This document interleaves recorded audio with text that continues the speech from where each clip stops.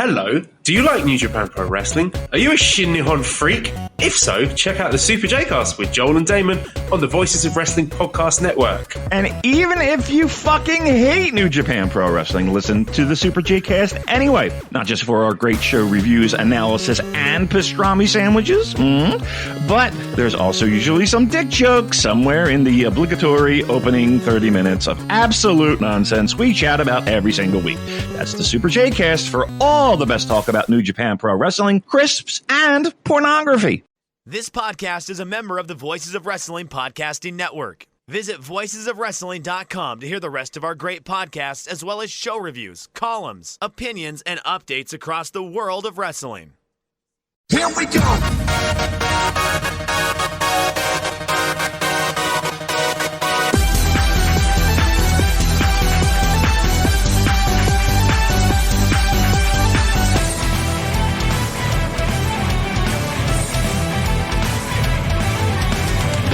Kiss me like a love star.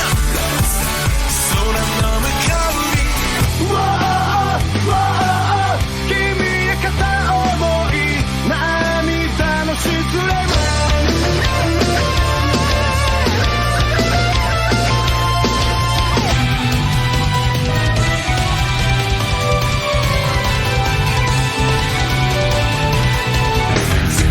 Give me fire, give me double chatters.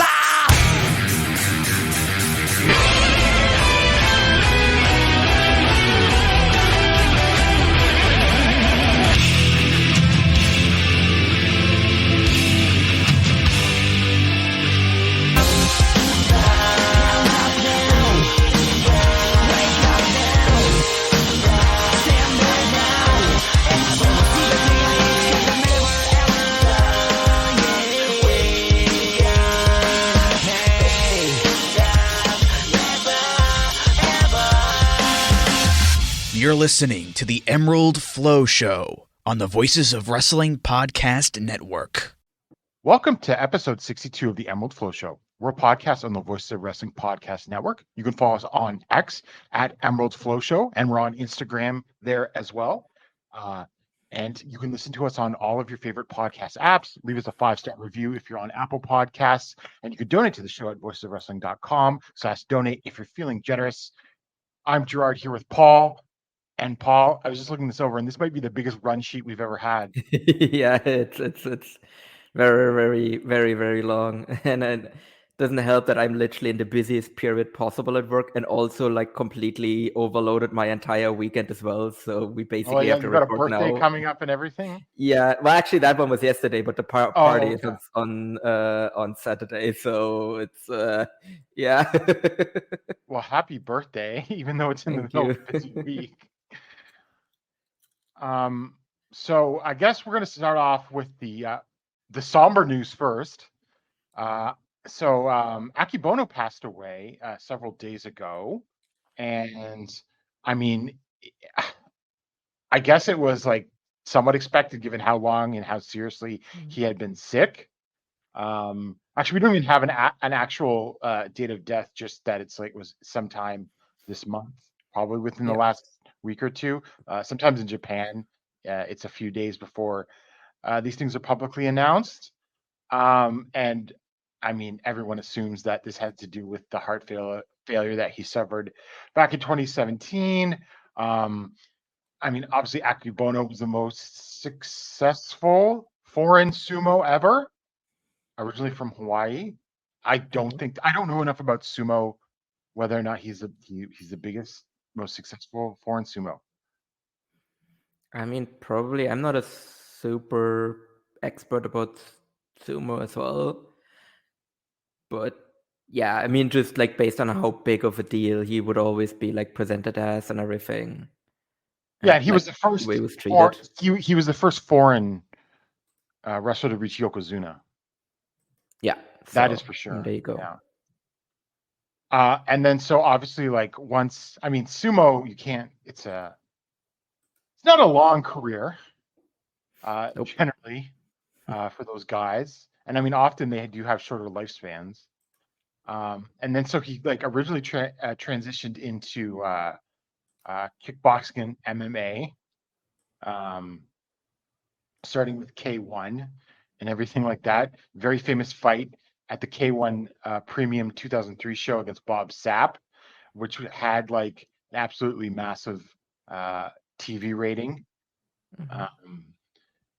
But not surprisingly, given the sort of crossover between wrestling and kickboxing and MMA at that time, I mean, he eventually became a pro wrestler. I mean, famously, he had the match at the Big Show at the sumo match, Big Show at WrestleMania 21.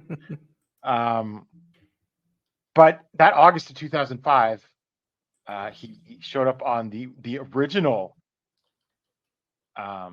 Wrestle One, where he wrestled the Great Muta in that ill-fated Grand Prix tournament that never actually concluded. Yeah. That is still like With that legendary Shibata versus Akiyama match. yes, which I mean, to be fair, that match was really, really good, I would say. Yeah. But everything else about the original Wrestle One is very odd. Yes. Yeah. And so he then sort of did stuff at All Japan, was in New Japan, was in Hustle, was in Dragon Gate. In 01, and then I guess his longest like stint though was in all, and he was in Noah too, I think, at least for I think he had a couple of matches there. Matches in Noah. Yeah. But really it was like, you know, the SMOP team with Ryota Hama. I think they won like best tag team of the year even. In like Tokyo Sports, and he teamed with Muto, or was it his tag team with Muto that won Tokyo Sports Award, perhaps? Yeah, first tag team with Keiji Muto. And he won both with Hama and Muto. In 2005 with Muto, in 2009 with Hama, he won the Newcomer Award in 2005. And he's a former two-time Triple Crown champion, 2015. Champion Carnival winner. They just uploaded on the All Japan Battle Library, which is also on YouTube, Go Shiozaki versus Akebono from May 2015 for the Triple Crown, which is worth a watch.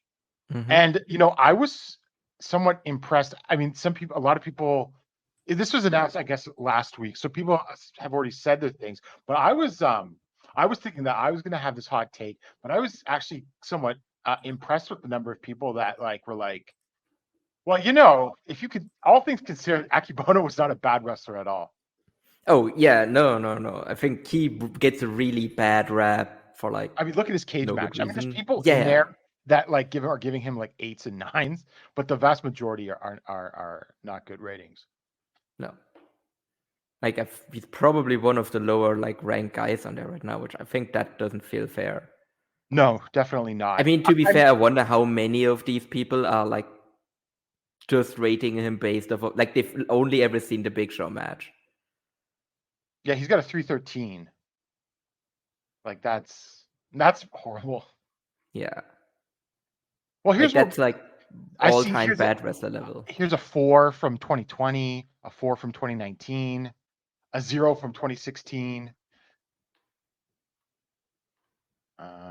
So yeah, I don't know. I think those were ultimately unfair with, I think, how things turned out. I mean, he was solid, right? And you put him in there with the right opponent that could carry it around. Like that match with Go, I think is pretty good that I just mentioned. So check that out if you haven't seen it. No, he definitely wasn't like a super worker or anything like that. Like there's like a hidden gem here, but he definitely wasn't like one of the worst wrestlers you've ever seen. Like he was like, especially like given like how large and like what age he was at the time as well. Yeah. Like he still like he was moving around okay-ish for like what? Yeah, I mean, the peak of his wrestling career, at least. Well, in a lot of ways, the peak of his wrestling career, he was in his 40s, right? Especially during that All Japan run when he was Triple Crown champion. Yeah, exactly. Because that was 10 years ago, and he died at 54. So he was mid-40s at the time. He was a legit 6'8" too, right? Like Yeah. His stats were not worked. No, he was legitimately like he comparable. Like he is comparable to like Ren Ayabe in terms of height. Yeah. And he was I was going to mention, I think what really helped him though, and it's funny because people have pointed out that basketball players don't always make great pro wrestlers, but I think in Akebono's case, it actually did help him Yeah. in the way that he moved, which compensated for a lot compared to a lot of other big guys. Yeah, because he was still somewhat like mobile on his feet and everything, which a lot of other guys like at that age as well, like Yeah. their mobility just goes completely into the toilet, and he like what brought him down wasn't his mobility, like it was other issues. I mean, it was always going to catch. I mean, like I said, sumo wrestlers notoriously have. Oh yeah, like I wouldn't expect him, shortened like let's say lifespans. if he didn't have the heart issues, I don't think like now at age 54 he would be moving around very well. No. And but like, and he wasn't as clumsy as you might think either, right? No. So that was definitely the high school basketball. Yes, definitely. Yeah, he had footwork. Like that's I think is the best way of summing it up. And then obviously, All Japan in its crisis, he would eventually leave, and Motoko Baba took a liking to him, and they started the Brief Odo company, which ran Did 3 they- shows. I was about to say, did they even run a show? They ran Cage Match has 3 shows, and then he was also in 01 again, and then he had his medical condition, his heart failure. Which that basically ended ended the whole thing. And then of course there's all the infamous Hustle stuff, but I'm not going to get into that. Need to do like a special episode on just like Hustle, the history of Hustle, basically. He was he was in the egg. That's all I'll say. And continuing the sad news, Osamu Nishimura announced that he has cancer again. He previously had testicular cancer. This is a long time ago. So I don't, but didn't say. I mean, cancer can be a touchy subject in Japan. I'm actually somewhat surprised that he publicly announced it. Even so, but I mean, he is an elected politician, so maybe that's a little different in his case. I mean, I give him absolute best wishes to him. One of my favorite wrestlers of all time. I think one of the most underrated wrestlers of all time too. Yeah, for sure. Just sucks. Mm-hmm. And yeah, I mean, I just saw him as well. Like I talked about, like the great look that he had at the Fuji show. Yeah, when he came out to be like at ringside and everything. And yeah, it sucks. And I hope he gets through it. Oh, was that when he was in the flip flops? Yeah, that was when he showed up in the flip flops and just shorts and like a t-shirt. It wasn't even like one of his t-shirts. It was just like a t-shirt and just stood at ringside in the flip flops. And we're moving on from there. And Paul, of course, we're going to talk about it. Mm-hmm. Marigold is touching All Japan, really. Yeah, can't avoid it. Obviously, we should make it. It's such an integral part. I think we should make it like in. It should be included in the episode title as well. Definitely not SEO manipulation or anything like that. Yes, of course we're going to talk about Marigold. So at the Marigold press conference, obviously, like the previously announced wrestlers that were going to join, like Julia and Utami Hayashishida and Mirai and Mei Sakurai and who are the other two? It's well, I can't remember at the top of my head. No, Yuzuki, yes. And then there was and then Nane Takahashi. That's who else it was, I think. But then and I would say, if you think about this historically, it's actually kind of dramatic because all of a sudden 6 wrestlers showed up at this press conference from another company, and I cannot recall anything quite like that in Japan. So Chiaki Misamatsu, Miku Ono, Natsumi Sumikawa, Koki, and Kikugoto.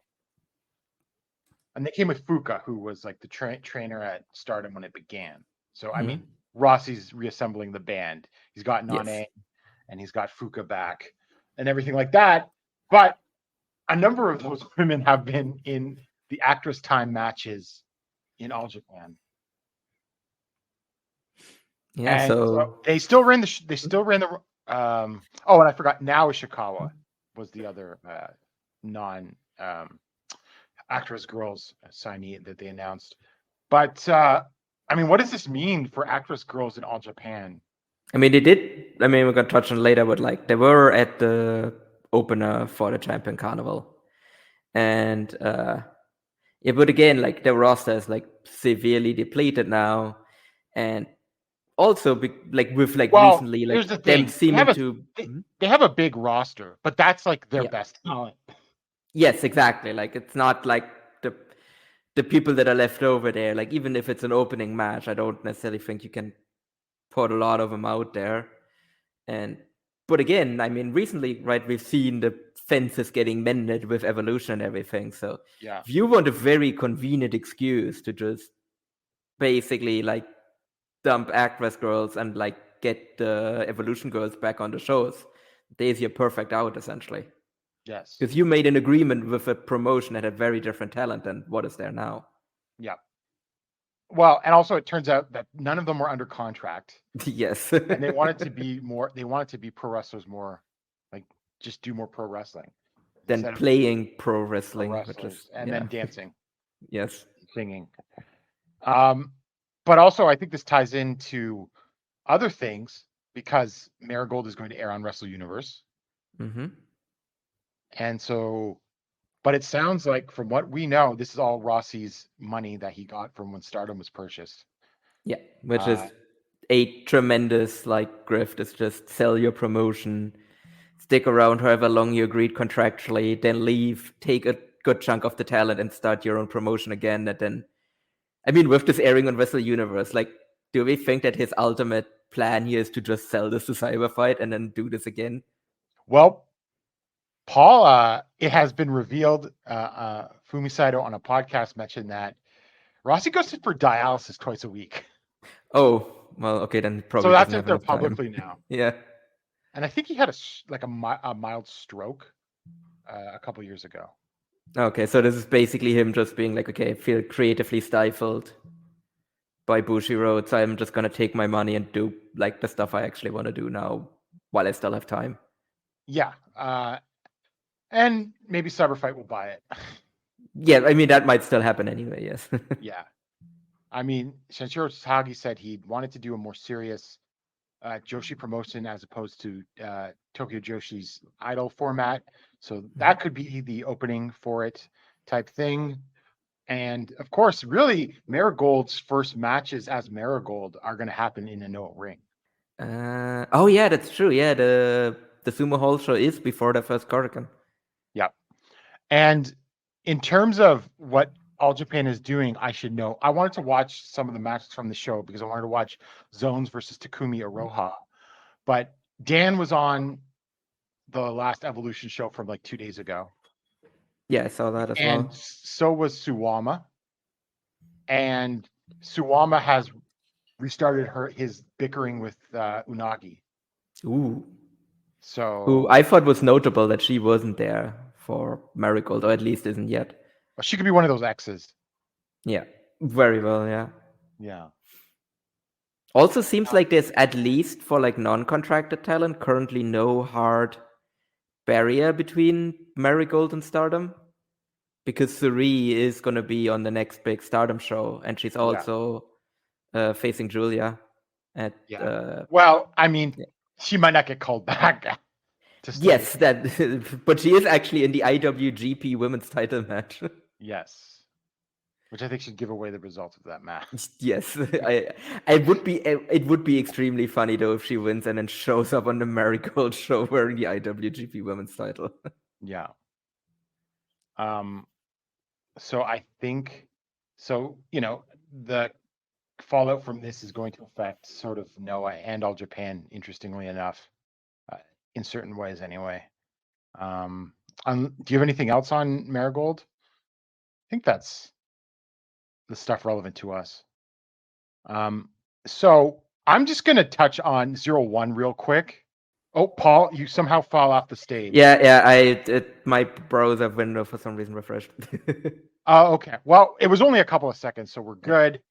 So like I said, I'm going to touch on 0-1 real quickly. I watched a couple of shows that made it on. So I said last time that I didn't think the Yakusini Shrine show would end up on Wrestle Universe. Well, I was wrong. Yeah, and then it did. They actually aired this show, and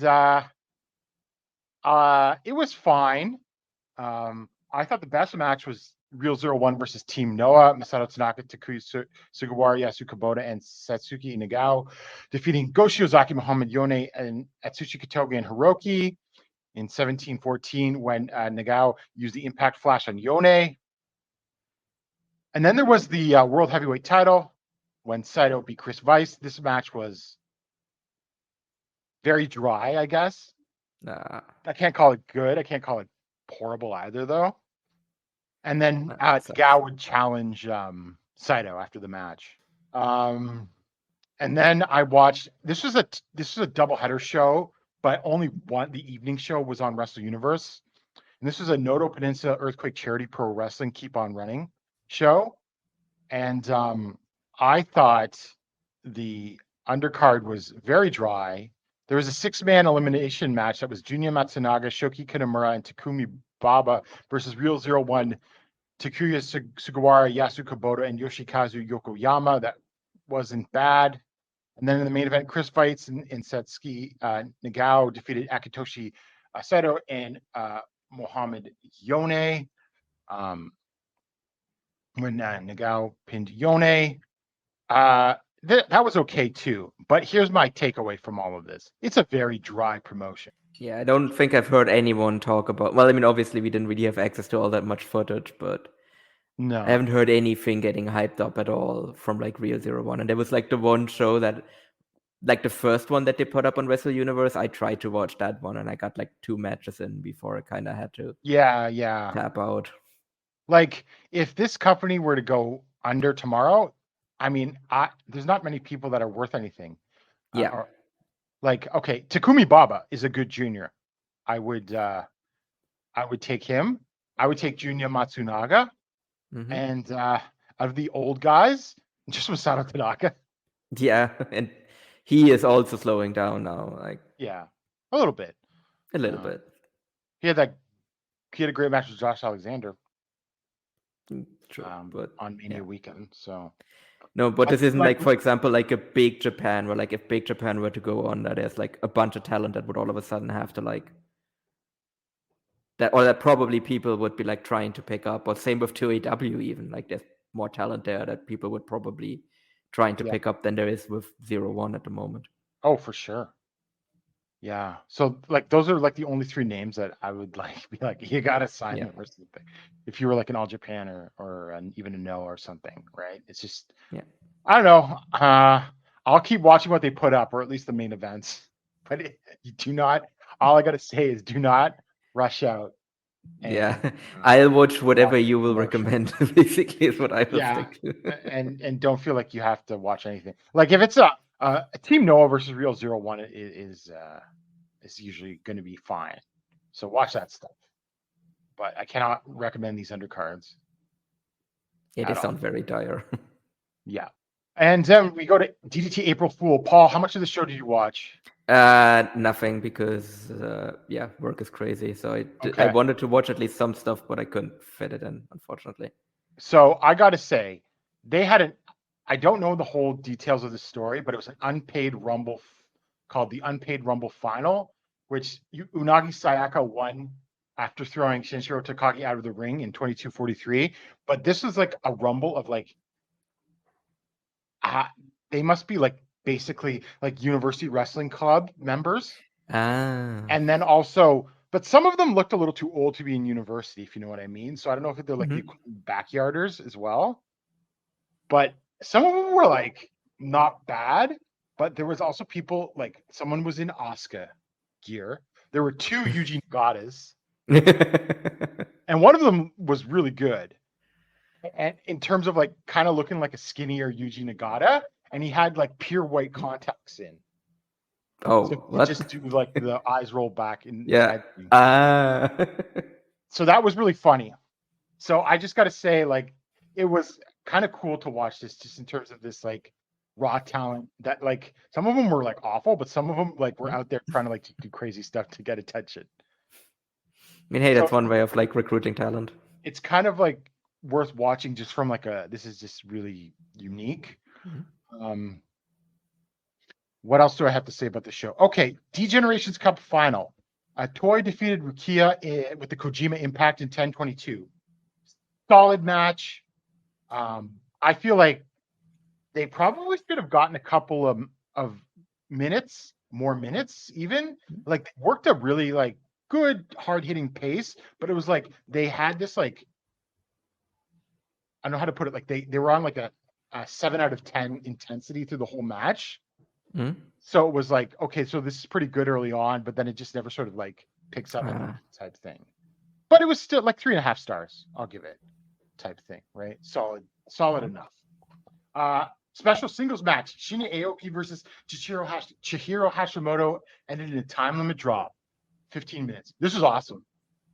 If you remember Shinya Aoki's 15-minute draw with Dan Tamura, it was similar to that, but better also, because there was a lot more of Hashimoto throwing Aoki with crazy suplexes. So I love the match. I guess your mileage may vary depending on how you feel about grappling, but in the home stretch of this, it got pretty like action packed. Okay, sounds good. And then the DDT Extreme title, Good Luck Survival Deadly Weapon Omakuji Great Battle That Causes Pain. Shun Makatsumata defeated Hiroki with the Sonic Triangle Splash from a Giga Ladder in 1537. This was a gimmick where you would they had these extra padding over each turnbuckle, and then you would like rip it off and then take a piece of paper that was in the thing, and then it would be a different weapon introduced. So like chairs, ladders, Lego. That was funny for the first couple of minutes, then it just got boring. And but it was okay, you know. Like lots of Minoru Suzuki wasn't a weapon this time? No.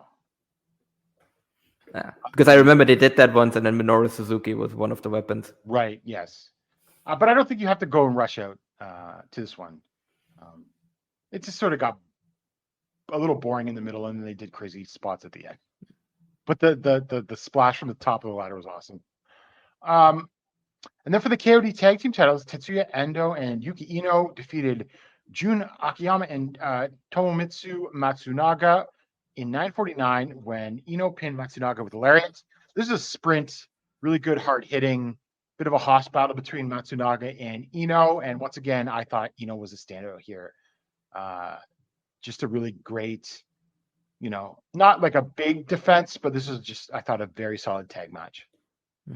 And then in the main event, dramatic dream tag match, Yukio Ono and Mao went to a 30-minute draw with Zack Sabre Jr. and Chris Brooks. I mean, this was great. It didn't feel like it went for 30 minutes and had like a good amount of comedy, but not too much comedy, and some funny crowd brawling. And Zack played up the comedy pretty well as well. And then I thought the last few minutes when it was Ueno and Zack in the ring was awesome. Because where have you seen that before? Right? Oh, I can imagine that. That's and they a great meshed. combo. They meshed well, yeah. They meshed well together, really well, and that would be actually an awesome singles match if they could do that. So, I mean, really, this is a one-match show, really, in terms of like go out of your way to see things. But I enjoyed it, you know, on the whole. Like I said, it sounds like a solid Korakuen at least. I've been enjoying DDT this year. Paul, I'll turn it over to you. You watched the great Ledet UWF version 4.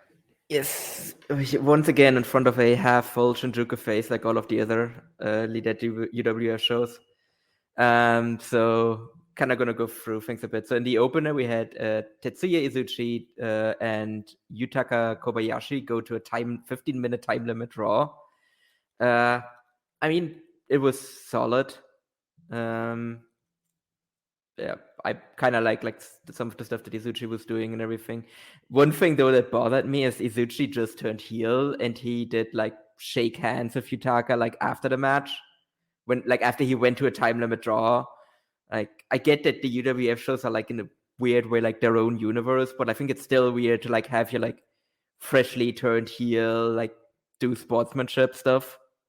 Like that's just, I don't know, like I just felt unnecessary. In the second match, we had Kotaro Suzuki and Hartley Jackson defeating Shrek and Takatoshi Matsumoto by referee stop when Hartley Jackson, like knocked Matsumoto out with a powerbomb. Yeah, solid tag match as well. I think Shrek in general is not very good at regular pro wrestling, but he is actually pretty good at this whole like UWF stuff. So he did pretty well there. Hartley Jackson, I don't think though is a very good fit for the UWF stuff. So felt like it was a little bit out of his depth there. Yeah. Then in the next match, Maya Fukuda defeats Yura Suzuki in 7 minutes and 6 seconds by KO with a high kick. Yeah, I mean, solid overall. It felt a little bit weird because, like, while Maya won, it didn't really feel like it felt like Suzuki was just toying with her and then lost on a high kick. And yeah, with Maya, it's just frustrating because she has talent, obviously, but she just wants to do this. Like, she just wants to do the UWF stuff. She doesn't want to do regular wrestling matches. So I think that's just a massive limitation on herself. And I don't know, someone has to like sit her down and talk her into like actually doing like regular wrestling matches. You know, it's funny because she also started with Actress Girls, which is like the most like not UWF thing you can think of. Yeah. I mean, hey, if Actress Girls wants to like bring someone in now that their roster is depleted, like, yeah, but yeah, that would be a very big change of pace to go from stern-faced UWF stuff to doing Actress Girls again. Then in the next match, we had Soma Watanabe and Dan Tamura versus Takuya Wada and Daisuke Nakamura in another 20-minute time limit draw. Yeah, I mean, Dan is always really good when he does this kind of stuff.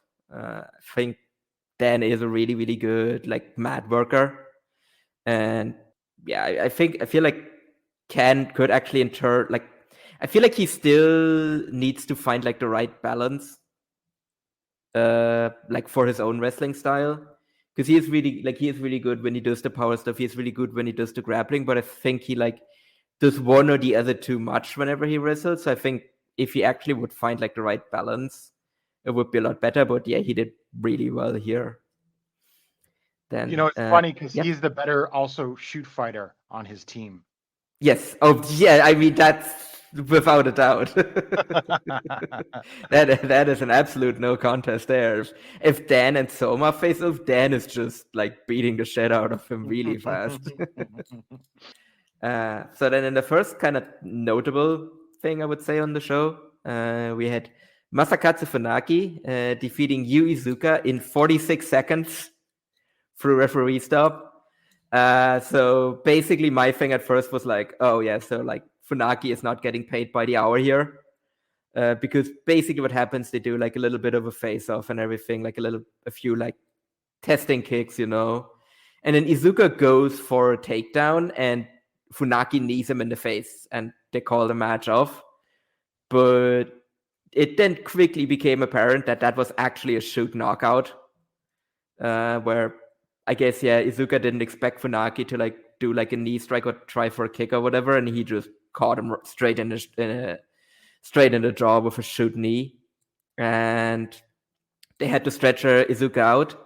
I don't know yet if he is actually injured or anything like that, but yeah, I don't doubt that it screwed up the booking in any way, because I would expect that Funaki was going to win this anyway, but still, not great. Then in the next match, we had Minoru Suzuki and Kendo Kashin defeating Kaz Hayashi and Yoshiaki Fujiwara in 10 minutes and 59 seconds when Suzuki tapped out Kaz Hayashi with a single leg crab hold.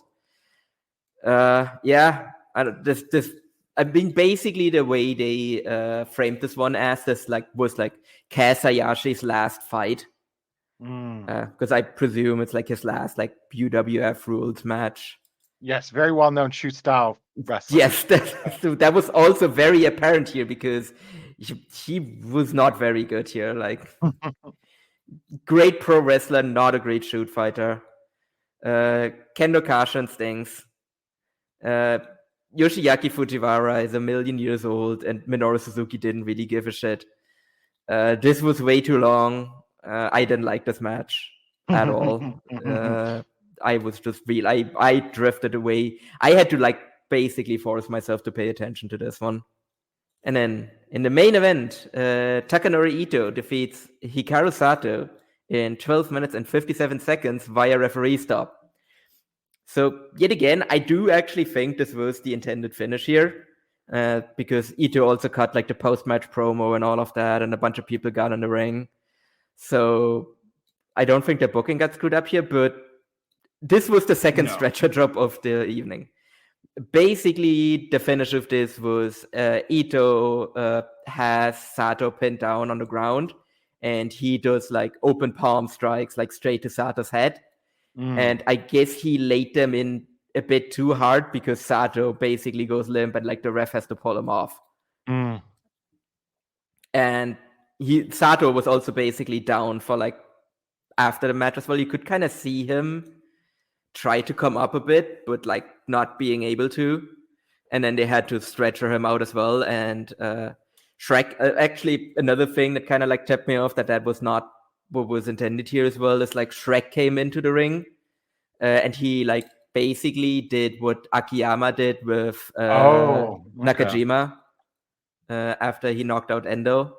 Imagine having that mug stare at you right now. Oh yeah, no, it was also like Shrek not in gear. It was Shrek in like civilian clothing as well, which actually makes him look scarier, to be honest. And also basically when they like were carrying out Sato on the stretcher, Ito was also like bowing in the ring, doing like the Dogeza like apology like bow and everything. So very much did not seem intentional. The match itself, otherwise, it was fine. Like it was like this match was actually the reason why I like watched the show, because I was like, okay, Ito versus Sato, like that's going to be good. It was okay overall. There was some decent intensity here, but I felt like it could have been better as well. Right. Yeah, I would say overall the show was not good. Yeah, no, overall the show I don't think it's worth like going out of your way to watch or anything like that. Yeah, 2 people got injured as well, which is not great. And yeah, it makes it look like amateur hour. Yes, no, definitely. Like the fact that, like, obviously it can happen in wrestling and everything, but like the fact that it happened twice and like you're doing these shows and they don't draw any people, and I don't know. It's like, what are we doing here? I guess it's like as long as you're not losing too much money on them, you can keep doing them. But well, I mean, I feel like Funaki and Suzuki don't come cheap. Yeah, that's the other thing. Kendall Carson probably doesn't either. Yeah, so I don't know, but we'll see if they keep running these after this debacle. But speaking of, I mean, it's also the other thing as well is like, and I mean, I like that they're actually keeping the belt on like Hayato, like while he's out like fighting cancer, but like it does make the division a bit directionless even more than it already is. Yeah. They'll might have to just vacate it at some point. We'll see. Yeah. But speaking of shoot style, we got a Bloodsport Bushido card announced last night. And, well, it's a little wild, so I'm going to go through it quickly here. We got Hikaru Sato versus Hideki Suzuki. We had Takuya Nomura versus Todd Duffy, who's an MMA fighter. We got Konami versus Maya Fukuda, which actually could be one of the best matches on this show. It's actually, I looked at that card and I'm like, okay, that's like the one. I'm like, this could actually be good. We've got Eric Hammer versus Michael Hearn, and Michael Hearn is a bodybuilder / is on American Gladiators. Yeah, I saw the pictures. What the fuck is that? He looks like Tom McGee almost. Yeah, apparently he's like 60 years old. Like 55. Jeez. I mean, I don't think I will look like that when I'm 50 years old, but kudos to him. Yeah. Kazu, the thing is, like a 50-year-old, 50-something bodybuilder is going to be like not the best moving. No, I don't expect a lot of, yeah. Kazushi Sakuraba versus Satino Morella. Like that has to, I don't know, that has to be a rip, right? Like, I mean, to be fair, like Morella is actually has like a shoot fighting background. Like that's why he started a wrestling school with Yuki Ishikawa, literally Yuki Ishikawa, battle yeah. arts. Yeah. Masakatsu Funaki versus Davey Boy Smith Jr. Sure. Minoru Like, wait, why? Like the one thing that weirds me out here is like, why is this not Funaki versus Barnett when they literally did an angle the last time, Right. like those two wrestled, but Barnett was like, let's do this again. Well, we'll get to the main event, and I think you got to go with that main event over Funaki versus Barnett again. I guess so. Minoru Suzuki versus Timothy Thatcher. Well, I've already seen that in Dublin. This will 100% depend on Suzuki's motivation level. Yeah. I Which mean, I it could is Sumo Hall, but being high on this show, for this show, you know. yeah. He wants to help out his friend Josh. Probably, yeah. I mean, we'll see. I mean, it's not like to be fair, no. I mean, he generally, at least early on like the US blood sports, he did try. Yeah. And then Quentin Rampage Jackson versus Hideki Shrek Sakine. I mean, I just said that like Shrek is good at this kind of stuff, but like, I don't fucking know how this is supposed to work. I have some. I was just looking into this because I was like, okay, well, what's Rampage up to these days, right? Mhm. All I know is that he's like a fairly popular like Twitch streamer because he loves video games and stuff. Oh, really? I didn't even know that. Yeah. But Wait, like Adam Cole popular or like actual popular? I don't know about that, but he's a known Twitch streamer. But here's the thing: what I discovered is that he has got a boxing match on June 1st in the Emirates against Sheehan Briggs, former WBO champion, who's even older than Rampage is. You made that up. There's no way that's real. No, it's true. I will say though that Rampage is not even, he's turning 46 in June, which is actually younger than I thought he was. But he's still going to get his ass smoked by like a former boxing heavyweight champion. Yeah. Like 3 weeks before this show. What are the chances that he's got to pull out of the show due to injury? Because he gets knocked out. Yeah, that's actually. I mean, hey, you can just bring in Tito Ortiz to replace him. Because I'm pretty sure he's doing nothing because he like resigned from the LA like county council after he drove everyone insane by being nuts. Yeah. And I mean, Rampage is already incredibly beat up to begin with. Yeah, this is not gonna help. I don't. Yeah, I mean, at least he has some ties to wrestling, so it's not completely out of left field. But I don't know why you would book this guy when you know he's gonna like get the shit beaten out of him. Like he's not gonna look good. Like, and then he's supposed to be on this like shoot style show like shortly after. Just I mean, Shannon Briggs is 53. I would still assume that he's going to be able to smoke Rampage. Yeah, and just a straight up boxing match. Yeah. Oh, sorry, I thought I said Emirates. It's actually happening in Qatar. Oh, well, on June 1st. Close at least. So 8-round boxing match. Yeah, no, like why would you agree to that? I mean, he probably he's a wrestler. Like, why would he agree to like a box? Whatever. The money. Stupid. I mean, he's getting probably a nice pay for that, true, right? True. I mean, yes. I mean, obviously, it's the money. Yeah, because it's Qatar, and they're gonna pay him just because they're basically just like they're literally like the fucking Lucille Bluth meme of like, well, how much could a banana cost? But like blown up to like 1 million instead. And then in the main event, it is Josh Barnett versus Jon Moxley. Yeah. I mean, I think you got to run with this main event over nothing. Yeah, I mean, I get it as well. Maybe you could have found something else for Moxley as well, but Yeah. still, Now, I mean, I here get it. Like is it. the interesting thing.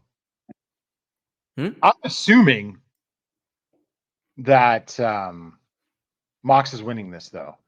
I mean, there's a 0% chance New Japan allows their champion to lose to Josh Barnett. Well, Barnett also beat Moxley like in 2019 at Bloodsport. Yeah. Or even 2020. At one of the early Barnett Bloodsports, he beat Mox. So it's just probably going to happen there. I mean, like again, like if this was like in the US or whatever, maybe New Japan is like, yeah, nobody's gonna know anyway, cares. But like this is in Sumo Hall. Dominion would have happened by then. Oh, so he might no longer be the champion? He might not be no longer be the champion, but it's before Forbidden Door. Yeah, which is what still I think like currently the money is on that he's gonna like lose it back to Naito there. Yeah. So yeah, I mean, I think it's pretty obvious. So Paul, I mean, and even if he's no longer the champion, then like the thing applies where it's like, well, is Tony Khan gonna allow his champion to like lose to Josh Barnett in Sumo Hall? He wouldn't allow Claudio to lose to Josh Barnett. Yeah. So no. Oh right, because Mox was injured, and that's why they didn't have their rematch in AEW, and then it was Claudio versus Barnett. Yeah. So this is the final their rematch after all this time. Paul, what do you think the best match on the show is going to be? It might legitimately be the Konami versus Maya Fukuda match.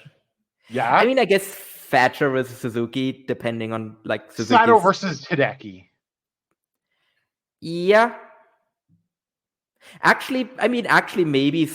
I mean, it depends on Sakuraba, but I would say that Morella is probably very motivated for that one. Although I haven't seen him wrestle in a while, I don't know how well he moves around these days. Yeah. Because didn't he have like a really bad like neck injury or something? I don't know that one. Yeah. The main event probably will be good too.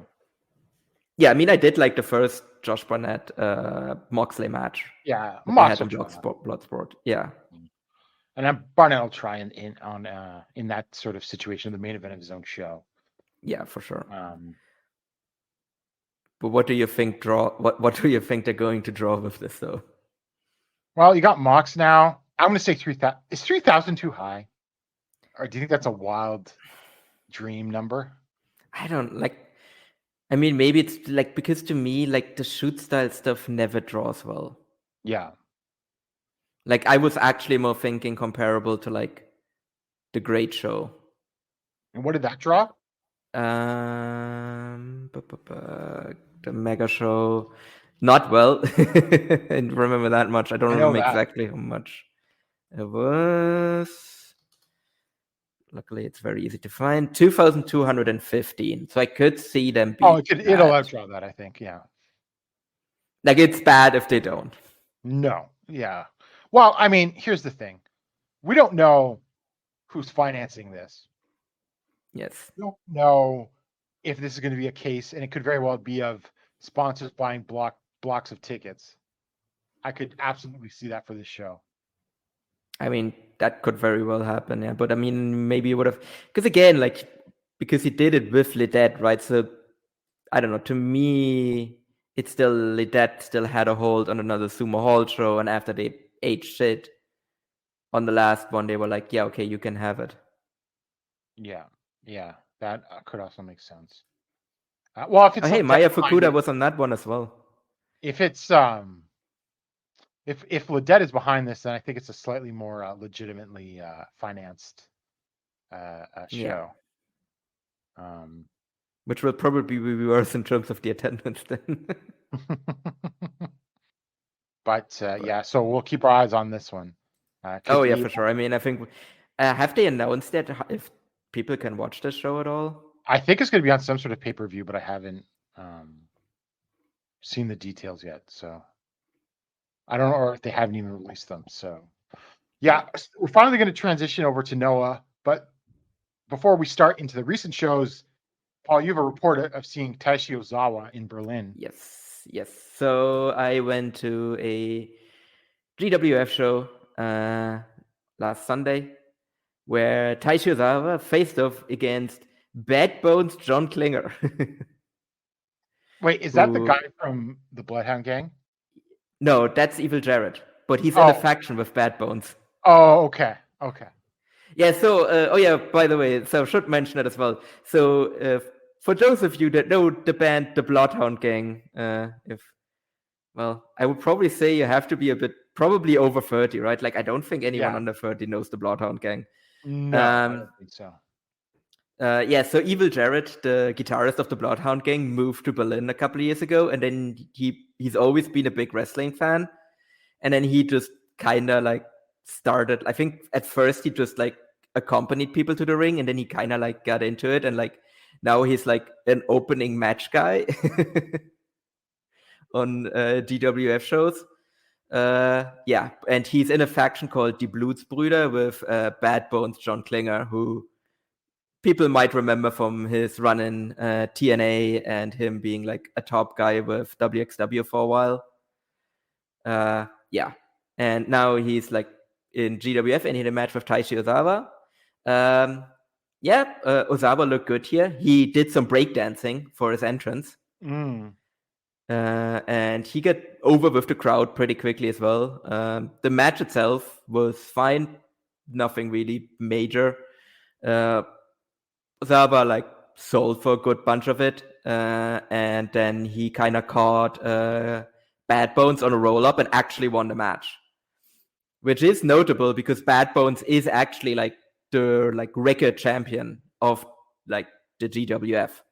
Okay. So like it's not like he beat he beat like a very notable guy here, even if it was kind of on a like bit of a banana peel. And he also got announced for their light heavyweight cup tournament that they're going to hold next month. And LG Cleary is also going to be there. So I'll see if I can fit that into my schedule and see if I can get a ticket for that one as well. Okay, that sounds cool. So they're doing stuff with him then.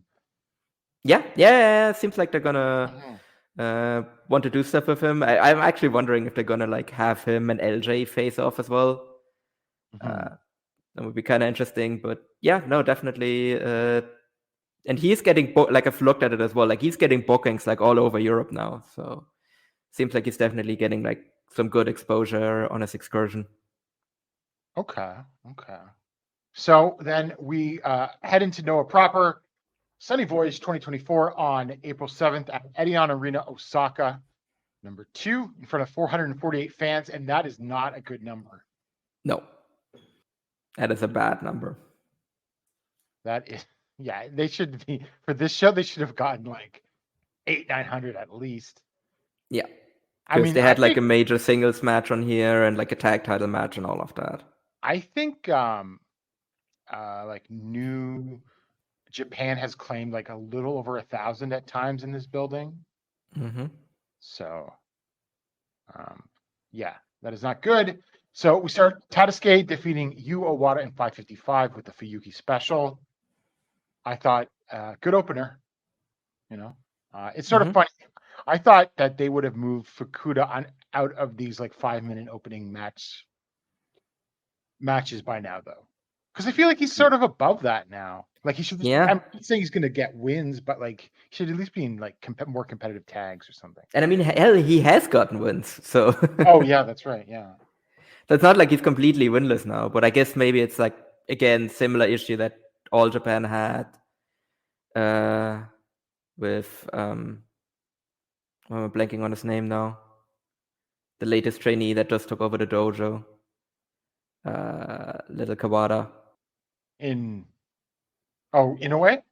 Inoue, yeah. Sorry, I just completely blanked on his name. My brain is mush.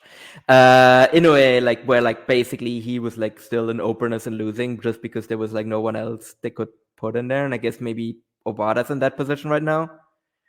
Where it's like, But I mean, there's like a bunch of old people that you could put in there if you really wanted to. Like, I don't know, you could put a Hiroki in there. Yeah, for sure.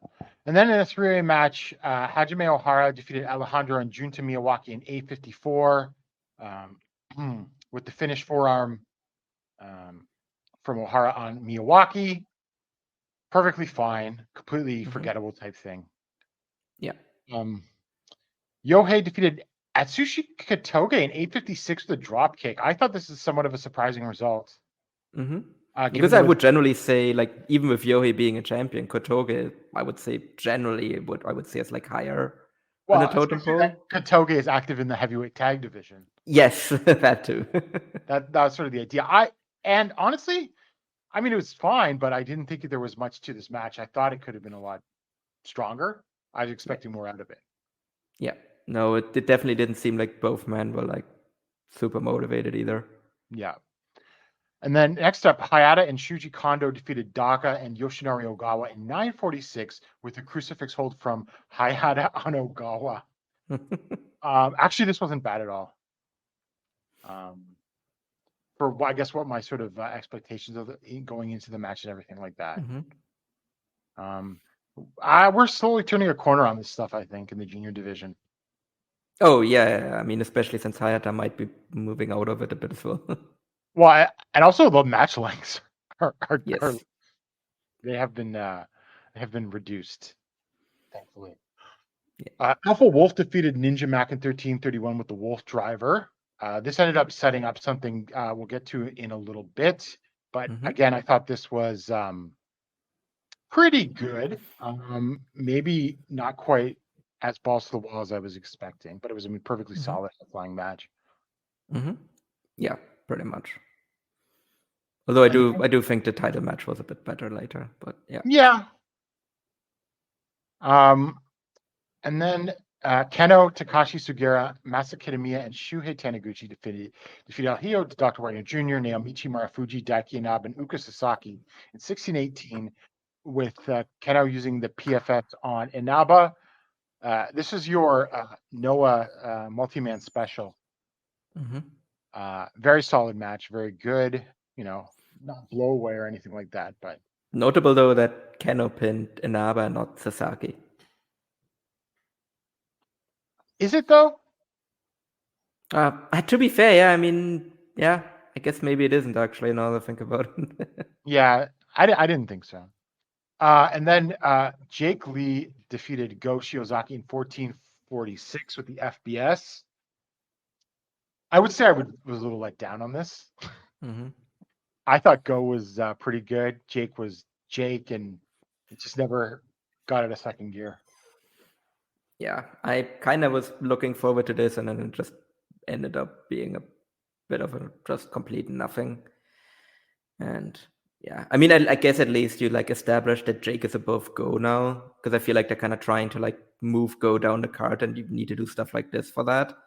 But yeah, I think that the Go, like I said, Team Noah was just a way to move Go down the card. Yeah, but keep him doing something.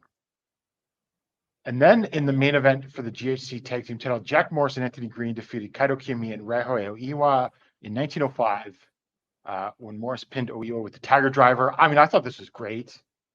Yeah. I thought this was a really strong match. I watched both versions of this match because they put it on YouTube from one camera angle, and then the Wrestle Universe version was like the hard cam, like you wouldn't see on shows like this. I guess at the time I was somewhat surprised at the results, and we'll talk more about it later. But also, I understand why they didn't end up winning, because Kiyomiya is doing something else now. Yeah, no, because I watched it on the I call it the fan cam version, but it was like an actual official upload, but it looked like a fan cam. It did look like a fan cam. Yeah, because it was like an up and like tilted angle and everything like that. And it was also not stable. Like it literally looked, it was just someone holding up a phone. Well, I watched that the next morning, whereas I had to wait for 3 days to get uploaded on Wrestle Universe. So, no, but great match. Like I would go like 4 1/4 on this. I thought this was awesome. Me too. One of the best tag team matches I've seen in Japan this year, I think. Yeah. I draw a blank on what's because All Japan really hasn't had them. No. Yeah. No, I would say this was like because they did like the classical like they basically worked it like a Southern tag, right? With Morris and Green working over Oiwa and like Kaito then coming in as the hard tag and everything. Like I thought they did that structure really, really, really well. Yep. And no, I and also it probably helps that I have like a weakness for like Southern tags as well. So I love this match. Mm-hmm. Again, was a bit bothered by the result, but like now in hindsight, I'm like, yeah, okay, it makes sense. And I think Morris and Green have a really good reign so far as well. So I'm more than happy to like keep that going. Although it might end by Monday, so we'll see about that. What do you think about them, Oiwa and Kiyomiya not winning? I mean, now that like Kaito seems to be like moving on to like big and better things, guess that's fine. Well, I guess we'll just talk about this now because the next things we've got to talk about is on the 11th at Cork and Hall Star Navigation, and this drew 935, which is like their lowest Cork in this year. Yeah. Now, so my question is it too premature to move Kiyomiya back up? So that was actually going to be my take as well, where it's like, have they actually now managed to do damage to Kaito's drawing ability? Well, of course they have, I think. But my point, I guess, would be you could like the rehab could have been longer and should have been. Yeah, where you have him like hold the tag titles and everything and like rebuild it that way. But again, I mean, we were talking about that on the last show as well, right? Where it's like, well, they have this really ambitious schedule coming up. So they needed to put in someone in there where like, because they weren't going to like go into all of these big shows with Wagner as champion. As much as I love him, like, I don't think that he would be able to draw at that level. So now they're like, seems like they're shooting Kaito back into the main event and probably to the title, and then hoping that he will be able to draw. But it might be too early for that. Yeah. So, like I said, Star Navigation, the first match was a three-way. Ninja Mac defeated Alejandro and Alpha Wolf in 8:38 with the Shooting Star press on Wolf. This is I thought this was pretty good because it's like a nice compact length, and it's just three high flyers doing their thing. It was kind of weird though that Alejandro was just, I mean, he wasn't losing the matches either, but that he was just like in these freeway matches, not winning, and then challenging for the title soon after. Yeah. Although he got his setup win for that too. Yeah. And next up was Daiki Naba defeating Yu Owada in 8:21 with the DDD or Triple D or however you want to call it. I thought this was very good, actually. Just solid pro wrestling, and Owada got a decent amount in here. Yeah, I mean, again, I think we've complained about it a lot, right? Where Daiki should be like getting serious singles runs, but I think at this point, yeah, I don't know if that's ever going to happen. No, I don't think so. And then Anthony Green, Yohan Tadasuke defeated Mohamed Yone at Sushi Katoge and Hiroki in 8:54 with a good-looking pile driver from Tadasuke on Hiroki. I can barely remember anything about this match. It was perfectly inoffensive, and What do you think about Green's kind of newish look? How so? Well, okay, I guess maybe he just grew out his beard a bit more than he was Oh, before. yeah, that's good. He's getting more over. Oh, yeah, he's definitely he's really benefiting from this reign. Yeah. And then Daga Yoshinari Ogawa and Uka Sasaki defeated Shuji Kondo, Hajime Ohara, and Junta Miyawaki in 12:10 by referee stop. Sasaki got Miyawaki in the sleeper hold. Okay, I thought this finish was awesome, though. Yes. But otherwise, because he didn't do like a thing where like he fights the sleeper hold or whatever. Like Sasaki just puts it on and Juta's just out. Yeah. I mean, this was again with the junior sort of factions. Poor Sasaki has to get dragged into this. Yeah, but at least like the yeah. finish just made him look like an absolute killer. Yes. GHC national title. Hayata defeated Jack Morris in 15-12 with the Hurricane Rana. Failed fourth defense, and Hayata is the 11th national champion. Paul, I saw reactions or thoughts about this match all over. I like this match for the most part. Okay, because I was like thinking, okay, I'm going to be the contrarian here, but I actually agree with you. I actually like this match, and everyone else was like, "Oh, this is awful." I'm like, I don't know. I thought it was Well, fine. I don't think it was universally considered awful, but Hmm? you know, people are going to go into a Hayata match with preconceived notions. I'll just say. Yeah. But I will say that I think Morris looked really good here, and I know that I said in the past that I thought Morris was beginning to plateau as a singles performer, but I think he's on the move upwards again from his with his singles work recently. Yeah, no, definitely. And I think actually Hayata really benefits from the slower pace as well, because it like exposes him less. Yep. And I think he's sold well for Morris's offense here as well. I think, like, again, like, I don't think it was a blowaway match, but I think it was just a very solidly worked match from both men. I think it told a good story with just Morris, like, cheating and everything, like, trying to hit him with the belt. And, like, Hayata, like, thinking about it as well, and then, like, but then getting foiled, and then finally he, like, has enough, and he, like, rolls him up with the Hurricane Rana and then holds the rope to win the title. So Jack got his, like, comeuppance by the end and everything. Like, it was solid pro wrestling story and all of that. And yeah, we'll see where we go from here, though, with Hayata as national champion. Well, I guess we didn't mention it, but both Hayata and Ninja Mac will be in the Best of the Super Juniors tournament. Yeah. And is he going to be in this tournament as the national champion? Yeah, that's weird, right? That is. I mean, I guess it is technically an open weight title. It is, but it hasn't. It's barely treated like that. Yeah.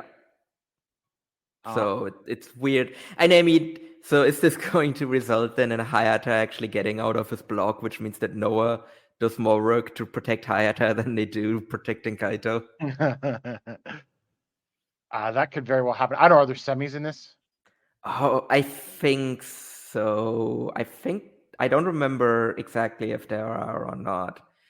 But oh man, I want to see like the reactions from like hardcore New Japan fans if Hayata is like coming out of a block here. Yes, that will be funny for sure. I think there'll be a lot of people that never seen him before too. Oh yeah, yeah. With his look, he's gonna. Well, is he gonna stick out? They do have Dookie. Like basically, it's the same look. I think that Hayata's look is worse than Dookie's. Oh yeah, no, for sure. Like especially now that he wears like the uneven pants, like he doesn't just has the shitty trash bag pants, but like the like uneven length on the legs as well. It's like, the fuck are you doing? Yeah, for sure. But hey, he's popular, so yeah. I mean, there's no question. Merch. Yeah. And then Naomichi Marufuji, Takashi Sugiura, Go Shiozaki, and Kazuki Fujita defeated Hio Tadakawari Jr., Jake Lee, Masa Kitamiya, and Ryohei Oiwa in 18 minutes and 17 seconds with the strong arm lariat on from Shiozaki on Oiwa. Yeah, I mean, this was really good, I thought. I thought Oiwa and Go stuff was awesome. I can't believe that Oiwa will be leading. Yeah, I mean, it's a shame. I don't know if there's anything they could do to like convince New Japan to just let him stay, because I think, again, there's so many young guys in the like that New Japan has, right? That they're having trouble pushing the guys that they already have and like figuring out what they want to do with the guys they already have. Yeah. So I feel like I don't know if there's anything Noah could do to be like, hey, but Noah desperately needs young guys that are like ready to like move up the card as well. So who knows? If there is any way, like if I was Noah, I would try and find some way where I just tell like New Japan was like, here you can have like this guy, or I don't know, we'll literally like buy out his contract or whatever. Then like they can won't just keep him. They will never agree to that, but Yeah. I don't know. Yeah, it like I feel like at this point when he leaves it, we'll like leave a hole in the roster and everything. Yeah. Because I mean, Which, I mean, I Kiyomiya's guess tag maybe team you bring back Ozawa. I mean, you have Yoichi kind of like probably Oh yeah, that's coming right. back Yeah, at some point. for sure. Could be, and one could be right after. Yeah, because he did. I think he just won like the Progress Atlas Championship, so it's not like he's gonna come back like immediately. But I would assume he's not gonna stay there for much longer. Right, for sure. And then in the main event, Kaito Kiyomiya defeated Keno in 23-49 with the modified Shining Wizard. I thought this was obviously a really great match. I don't think this was one of their best matches, No. but I think that there was a certain sort of like insane intensity to it because of how utterly bizarre Keno has been this recently. That gave it a different vibe than some of their previous matches, even if I didn't think it was quite as spectacular. And then there were some pretty crazy kicks though in this. Yeah. No, I thought this was great, and Keno really brings out the best in Kaito. I'm gonna talk about it again very soon. But yeah, I like the atmosphere was good as well, because I mean, okay, like they didn't draw a really great number, but at the very least the crowd was hot, which I think generally, for example, like during the really dire Noah times, like they drew bad numbers and the crowds were just like sitting on their hands. And at least that's not the case. If we want to like take anything positive away from this, is that at least the people that are coming are into what they're seeing. Yes. So Yeah, I don't think there's people. like a lower floor right now though. Yeah. Like I don't think it'd get worse. Yeah. Oh yeah. No. Like if it gets worse, then yeah, I don't even know what you do at that point. But but again, the match itself was great. I also agree that it wasn't one of their best matches, but I would probably put it like somewhere in the middle in terms of like the matches that they've had so far. For sure. Still went like it's still like a 4.5 star match, but but yeah, just great pro wrestling overall. Yeah, and obviously I was like a bit surprised with the result. I mean, because technically, obviously, it was like, oh, the Keno Kaito feud is over, or Kaito said the feud is over when if I win.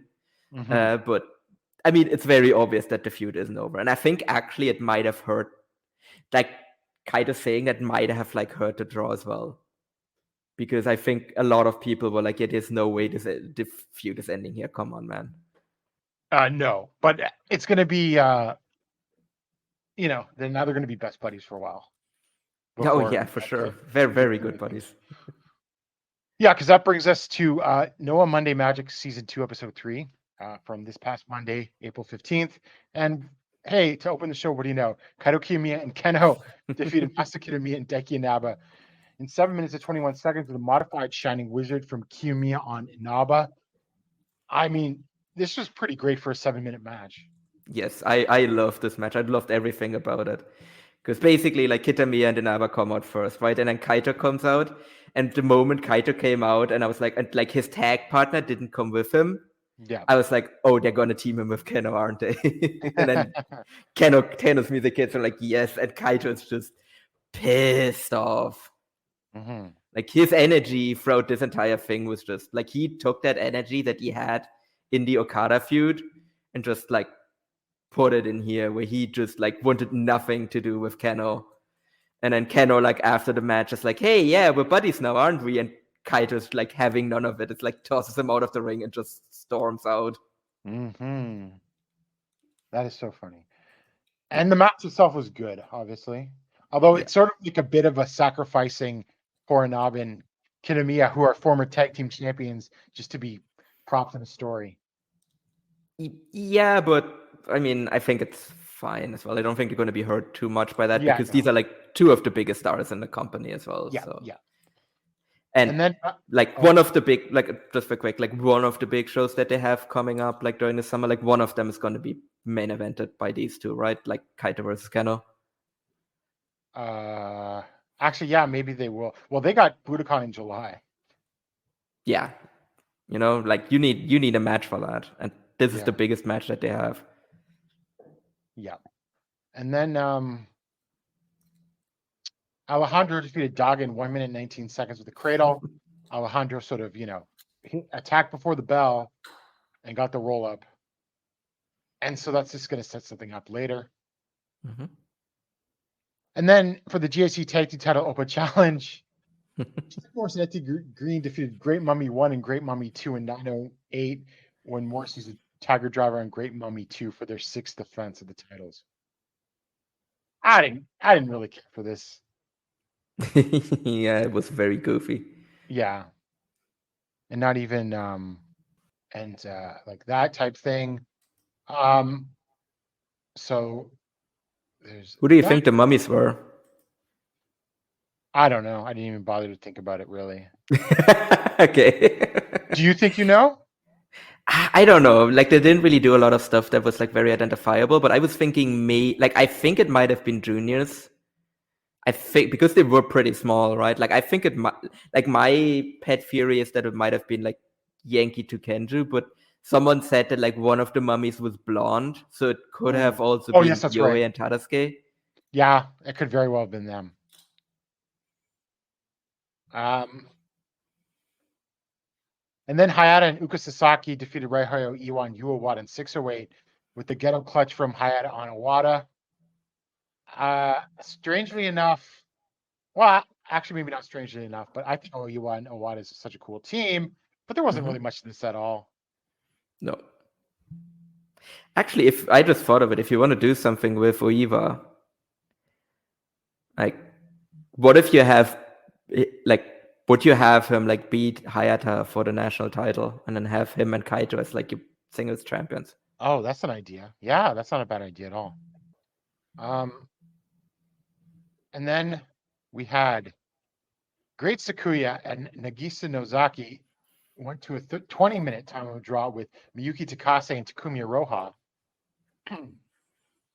I thought this was a pretty good match. I thought this was the best match of the show, and I thought it was the best Great Sakuya match there's ever been. Yes, by far.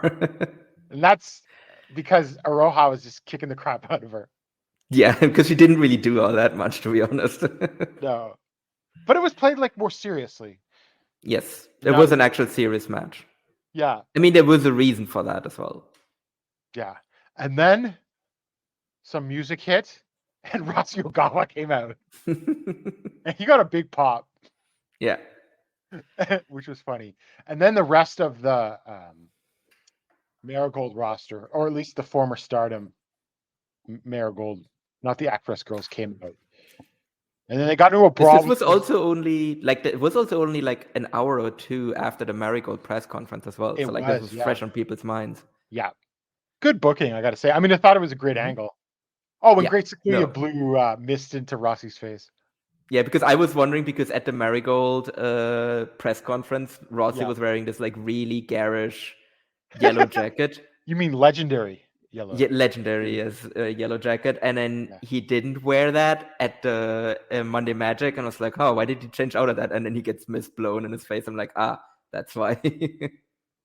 And then, they get into a brawl, and that sets something up that we'll get to in a minute. Mm-hmm.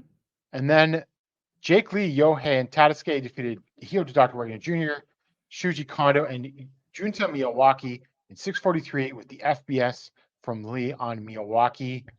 Again, I didn't think there was much to this match, in all honesty. No. This is just to make a statement for Jake. I mean, the point was, okay, Jake gets a quick, decisive win type thing. But there's not much beyond that. No. I mean, there was a point. There was a point to it though afterwards, because Kaito came out. Oh right, yes. And well, actually, at first Jake was like challenging Wagner basically, and I was like, oh god, are they actually gonna just like run this back immediately? And then Kaito like thankfully came out, and they set up a #1 contenders match between him and Jake. And then in the main event, Ninja for the GHC Hardcore title. And I should note that they are not treating the old Hardcore Openweight title as the same title. No, it's a new because title. They had the video at the beginning, and it starts like Masato Tanaka and then Ninja. Yeah, it was very funny that it's like they have a video for it, but it's like just the like 3 matches that they've had with the title so far. Yeah. So I don't know, Paul, maybe you like this match more than I did. I just thought, like, okay, I've seen this a million times before now. I didn't think there was anything crazy innovative in here. Yeah, there were some fun, crazy spots I enjoyed and stuff like that. But I'm getting a little tired of these hardcore matches on Monday Magic. I'm going to be completely honest with you. It wasn't bad. It just, Yeah. you know. No, I mean, like I said, I liked it more than the other singles match that they have, but I also didn't think it was like blow away or anything like that. Yeah. Yeah. I mean, with these hardcore matches, it really depends what you do or like how creative you can actually get. And it hurts it a bit to me that like they don't really do blood. Like if you do this, like, and there is no blood, like, I don't know, it feels like a bit of a waste. Yeah. Yeah, so I'm still enjoying it for now, but I'm also kind of seeing it where like I could get tired of it as well. But I do think I am going to be in the next title into the next title defense though. Yes, because after the match, Shuji Ishikawa came out. Yes, crowd pop for that as well. Oh yeah, they did. That was certainly unexpected, although not like completely out of left field or anything like that. No, and that's gonna be nuts. Like Shuji Ishikawa just tossing Ninja Mac around. Like, come on, there's no way that can't be fun. No, definitely not. Yeah, it'll be definitely a lot of fun. I kind of like thought this was like a weaker Monday Magic. Am I crazy? Really? Yeah. I thought it was the best episode. Really? Okay. I know. I thought the wrestling because I was like everything had like what the thing was for me. Like a lot of times, there's just we have this cool match, but it's also kind of like just in a vacuum, right? Whereas I felt like everything on this show kind of had like a purpose, basically. Like it was like setting up something. Yeah, well, because they got to build to the show. Yeah. And I thought there was like and I probably enjoyed the mummy match a little bit more than you did, I guess. So maybe that helped. But yeah, I don't think there was anything like super blow away, but I really enjoyed the opener. I kind of like enjoyed the like tag title match for its goofiness. I thought again we got the best Great Sakuya match so far, and like the Marigold angle and all of that we had like that was the best I don't know. I thought I thought it was a very good show. So next week on April 22nd, the final Monday Magic of season 2, GHC Tag Team title, another open challenge, Jack Morrison and Anthony Green versus X and X. And then GHC title heavyweight title contendership, Kaito Kiyomiya versus Jake Lee. Well, I mean, I think we're all assuming Kaito's winning, right? Yeah, I mean, there's no point in Jake winning here. Because well, why would you just run? You're gonna main event Sumo Hall with Jake Lee versus Wagner. A match that you weren't confident enough to like run in the Yokohama Budokan. Yeah.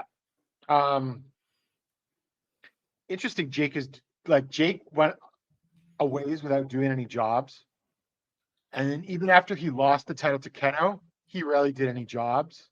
And now he's doing jobs. Yeah. What do you think?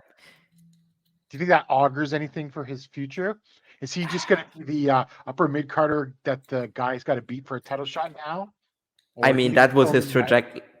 To me, that was always his fate. Because that's the trajectory he was on in All Japan before he left. So to me, this was always kind of going to be the spot that he was going to end up in. And I think he's actually really well suited for that role, just as like the guy that you need to overcome before you can challenge the top guy. So I think, like, I also don't think he's leaving either, because like where is he going to go? Yeah, where's he going to go? I just thought though that they invested a lot in Jake Lee last year. They did, but also didn't pay off. So yeah, so it's just sort of fascinating that they might be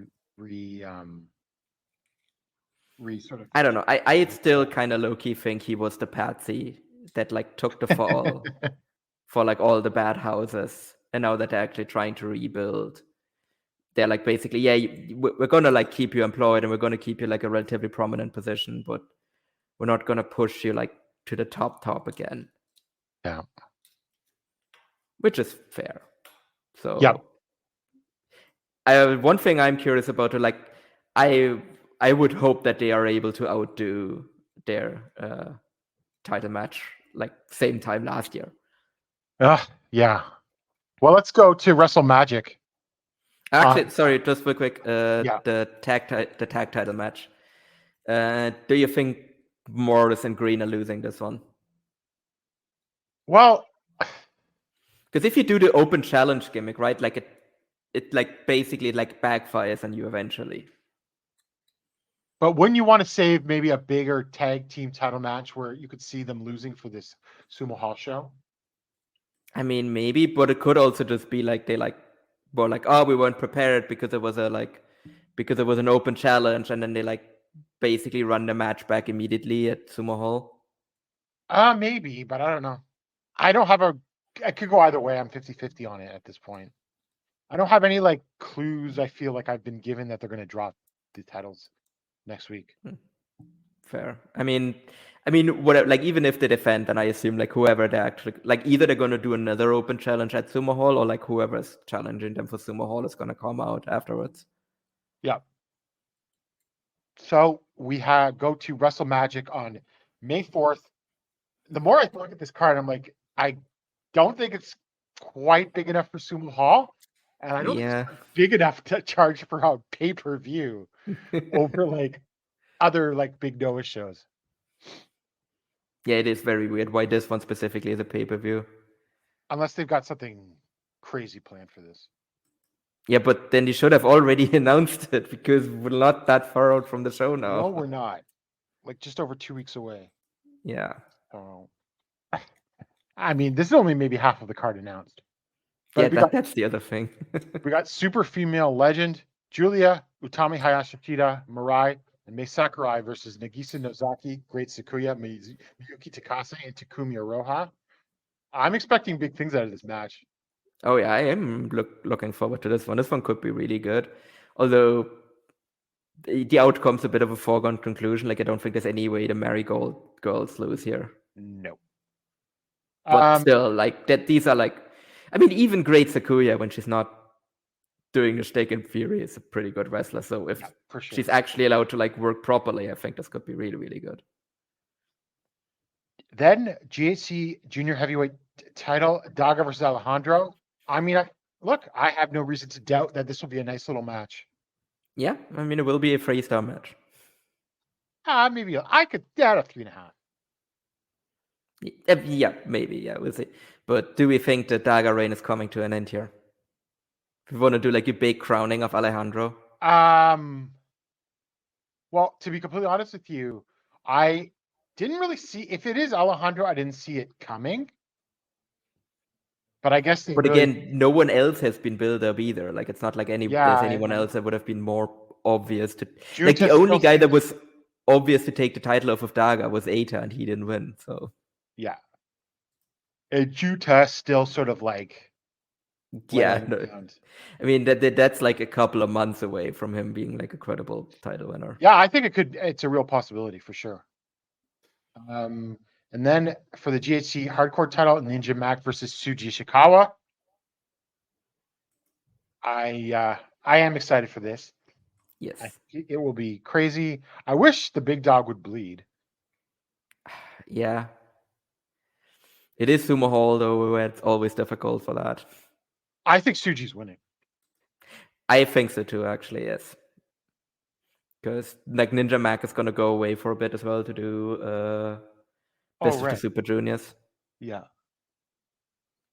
So, I mean, but is this title going to disappear until like season 3 of Monday Matching?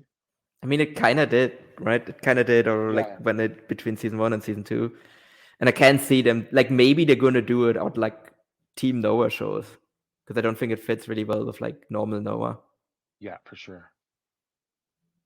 And then what I assume is the main event, Akio to Dr. Wagner Jr. versus the winner of Kaito Kiyomiya versus Jake Lee. I mean, if it's Kaito, okay, so you know how I said Kaito should have been rehabbed longer? I feel like Kaido looks like a geek if he doesn't win this stuff. Oh yeah, no. Like if the moment you like put him back in this title match, he needs to win the title You back. got to go all the way. Yeah. Like with the schedule they have coming up, they like need him. Yeah. So Better hope that this works this time. well, I mean, to be fair, like if he has the energy that he's been having like recently during like the feud with Keno, I think he can actually pull it off this time. yeah. So I think it'll be a great match. This is a good card. It just doesn't. I mean, we don't know most of the matches yet. It feels. It doesn't have the Sumo Hall oomph. No. Like there's also like, I mean, maybe they're still gonna announce like some big outsider or whatever. I mean, to be fair, it's actually something that we've been ignoring like completely so far. There's also like the weird animal mask guy. Oh yeah. Sorry, I forgot about that. And well, it's got to be do with the show, I assume. Yes, because like, why else are you doing it? Yeah. Well, who could it be? Yeah, I have no clue. I mean, it could literally be like the way these shows have worked. It could literally be anyone. Oh yeah, absolutely. Could be like a DDT guy, even. Like, yeah, it could be an alt. It could be like Yuma Hansa. It could be Kento Miyahara. Hell, it could be. You know what would be the wildest one? What if it's Nakajima? I was just gonna say that. Yeah. Nakajima's still tweeting out pictures of him living under a bridge. Yeah, the earnings of the Triple Crown champ aren't what they used to be, I guess. I don't know what's going on with that. I swear to God, every day that goes by, I feel like he's coming back to All Japan. Yeah. Or he's going to go to soft ground wrestling. He might have pop up in soft ground wrestling at this rate. Yeah. So that's Noah. Good show, or Wrestle Magic looks like a good show. It just doesn't have the Sumo Hall oomph, but we'll see what they do to fix that, if they do anything up with that. Actually, just real quick before we move to All Japan, do we just want to quickly talk about the All Together, because that's also a pay-per-view? Well, I don't. The All Together show. Yeah, we can. I forgot about it in part because the pay-per-view is only available in a certain number of countries. Yeah, because I didn't even really want to talk about the card. I actually wanted to talk about exactly that, because the pay-per-view, like, it's on Abema Live pay-per-view, which is apparently Abema's new international platform. Yeah. But it's only available in the US, South Korea, the Philippines, and Thailand. So if you're anywhere else in the world, tough luck.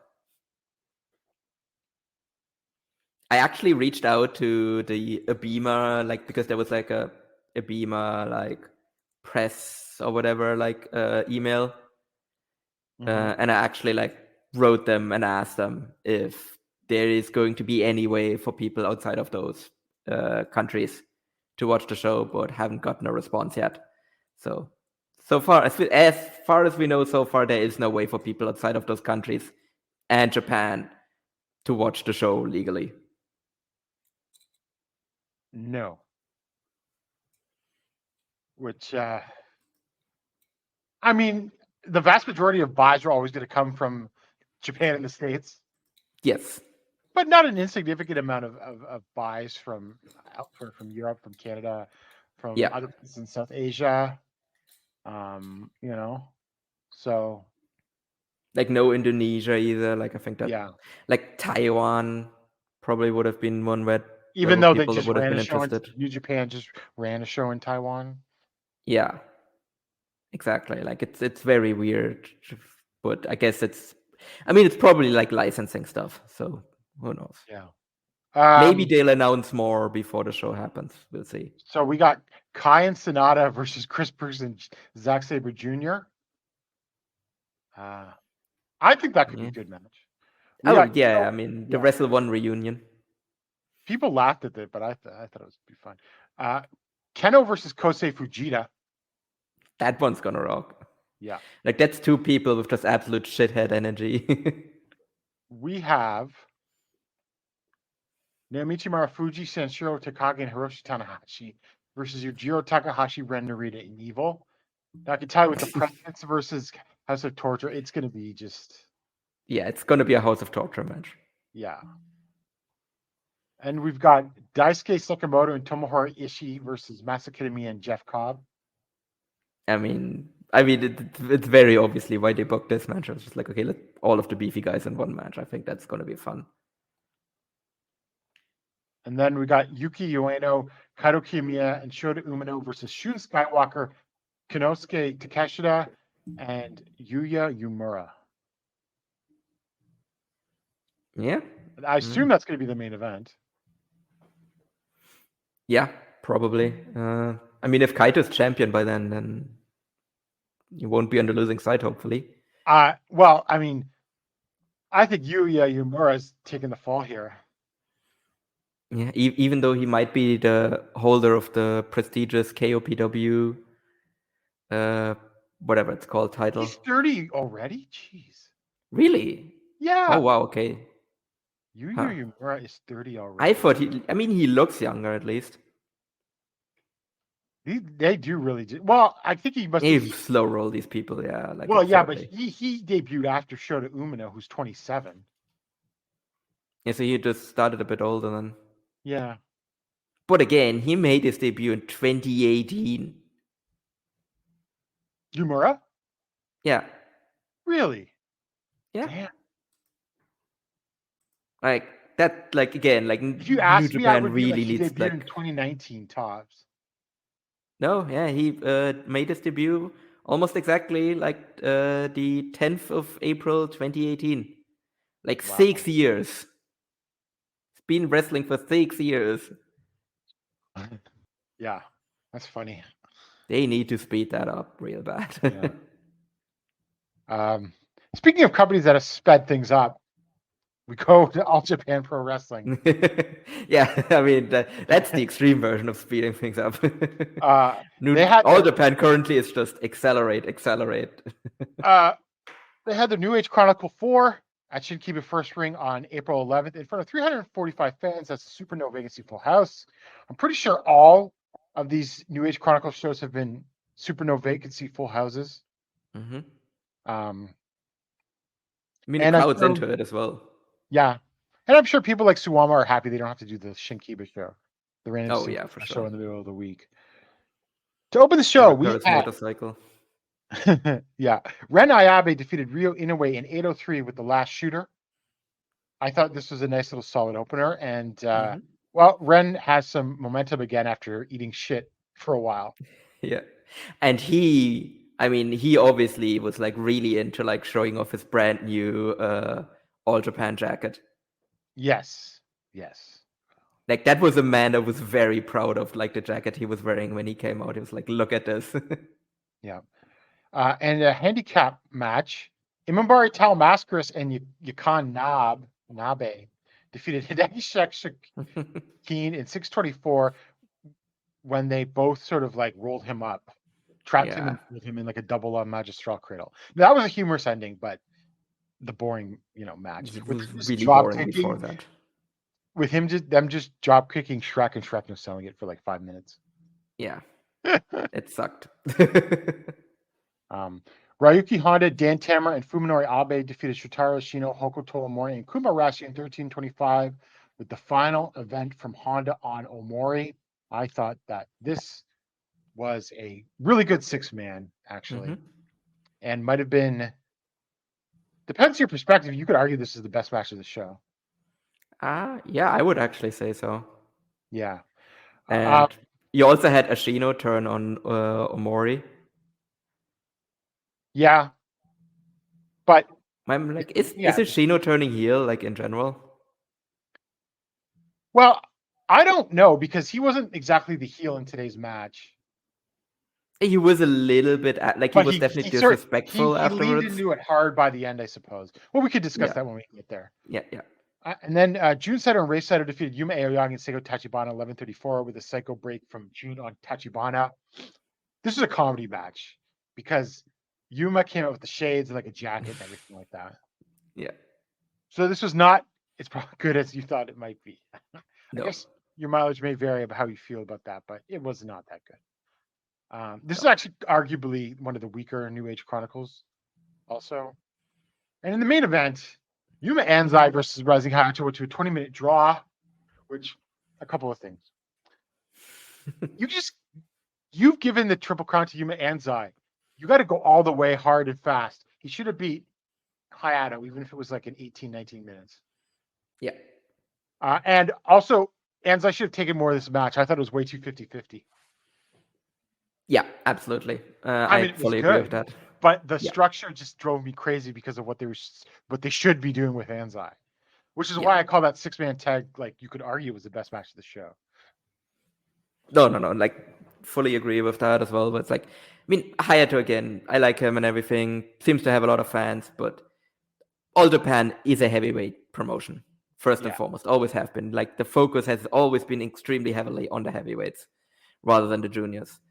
And so, like, your heavyweight, your Triple Crown champion needs to be your main project at all times. And, like, he needs to beat your junior champion. Like, I don't think you can do a time limit draw, even if it is just on, like, a random, like, not random, but, like, on, like, a minor show, basically.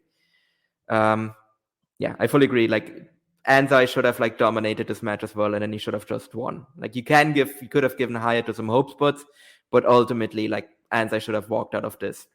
Like, he could have done it in, like, 10, 15 minutes. And he just beats Hayato definitively and just is like holds up the Triple Crown and just makes it very clear that he is now the top guy. And they didn't do that. They definitely did not.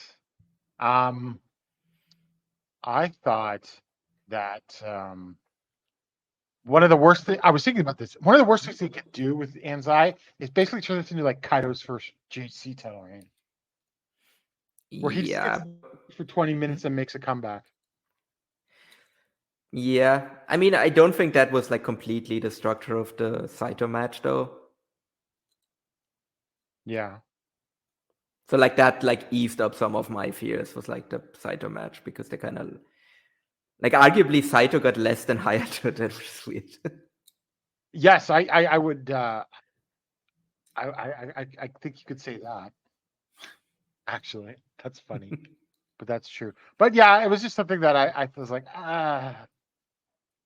why? Yeah. I mean, to be fair, like if he does well in the carnival, then like we're gonna like completely forget about this, but definitely like a weird misstep. Yes. Well, let's get to the carnival. Today, as we record this April 18th at Korakuen Hall, in front of 1,157 fans, which is okay. It is a Thursday show. A week. Yeah, I think this is a good number because especially if you look at like last year's carnival, you do like 600 people. Oh yeah. Yeah. For the opener, and that was a way bigger match. On top as well. Was it Kento versus Yuma? Yeah. No. So I have no complaints about this number. Okay. Paul, did you watch the undercard? I did actually, yes. Okay, well, take us through the undercard. Yeah, just gonna. So we had the. I actually watched it from the Act vs Girls offer match.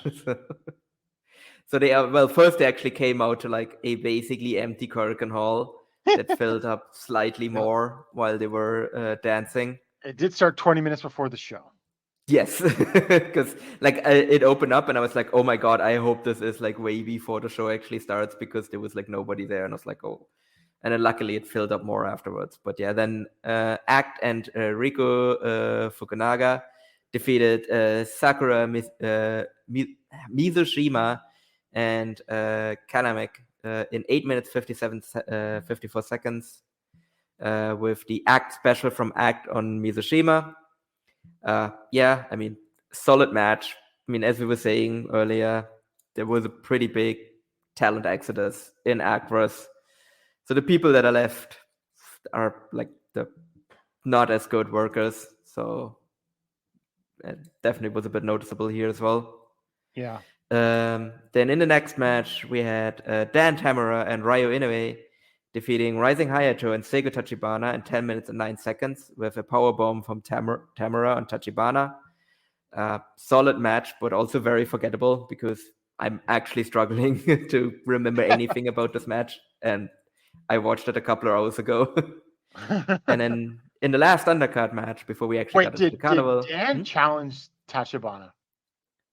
I don't think so. I don't think he challenged Hayato Oh. either. I think it was literally just a match, and then they went to the back. Okay.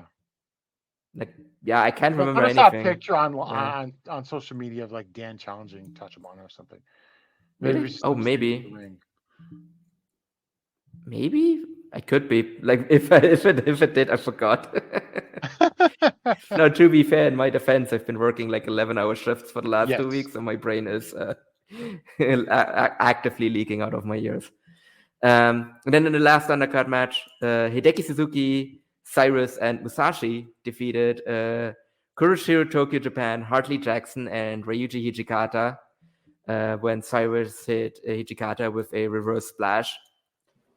But the more notable thing about this was the beginning of the match. Okay. Yep. Sorry. May 6th, it'll be Dan versus Tachibana for the Gerard TV. I mean, that should be good. That Yeah. should be really good. And Dan might be winning this. I think he should actually. Yeah. Gerard TV is a good title for him because he can play that space between the juniors and the heavies. Actually, yeah, that's a good opportunity because I think you could still move him up to heavyweight eventually. Yeah. But yeah, so the notable thing about this match was, so Jiro is doing his usual entrance. Well, Yeah. kind of usual entrance because he also abducted a child. Oh god. So basically, he like takes a boy from the crowd and just like slings him over his shoulders, and then actually carries him down the stairs, like like the upper part of Korakuen, where like you like walk out the stairs and then like you come out right next to where the chicken stand and the beer stand, or like where you get like your food and drinks basically. So he like walks down those stairs with the child, and then shortly thereafter, basically Jiro comes flying back out and like he gets like basically just attacked by Cyrus because Cyrus was like waiting for him down there. I don't know what happened to the child. The child never shows back up. So for all I know, like Cyrus killed the child. Or he ate the child, yeah. And then basically the Hideki and Musashi come out as well, where like Cyrus is just beating the shit out of Jiro. And then from there, like solid match. But yeah, the most notable thing was the beginning. So we move on to the Champion Carnival itself. For Block B, Suwama defeated Ray Saito in 8 minutes and 31 seconds with a backdrop suplex. I like this actually because they just got down to business. Yeah, just sort no of like waste of time. pummeled each other, and and then Suwama won. Yeah, very solid. But I would say nothing special. But I mean, it's good for like the first match, right? Because you just get in there and just have a solid match. Shotaro Ashino defeated Hokuto Omori in 7:02 with the ankle lock.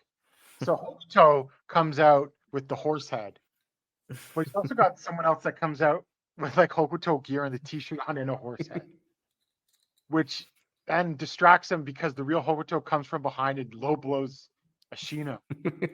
Then they have their match, and then Omori hits like another low blow at one point, but then Ashino gets his vengeance and low blows Omori, and then like wins the match with the ankle lock. And then after the match, he like what? How do you call it? Like his snots him or something? Yeah, he basically just like blows his nose like right on him. Yeah, blows his nose on Omori. So I could see like the kind of heel vibes, I suppose. Because he also did like this really like after when he was walking to the back, right? He did this whole thing where he's just like standing there and like doing the whole like, yeah, I'm so great thing basically. Yeah. So, like he definitely gave me some heelish vibes here. Next up, the big debut everyone was waiting for. But just real quick, who do you think was the other horse mask?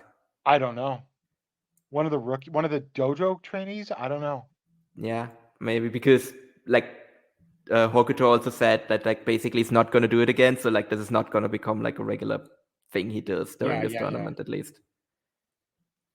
So for the big debut, Lord Crew defeated Ryuki Honda in 2 minutes and 12 seconds. I was about to say. Yeah. I remember a very different match. 12 seconds with like a spitting scrap buster.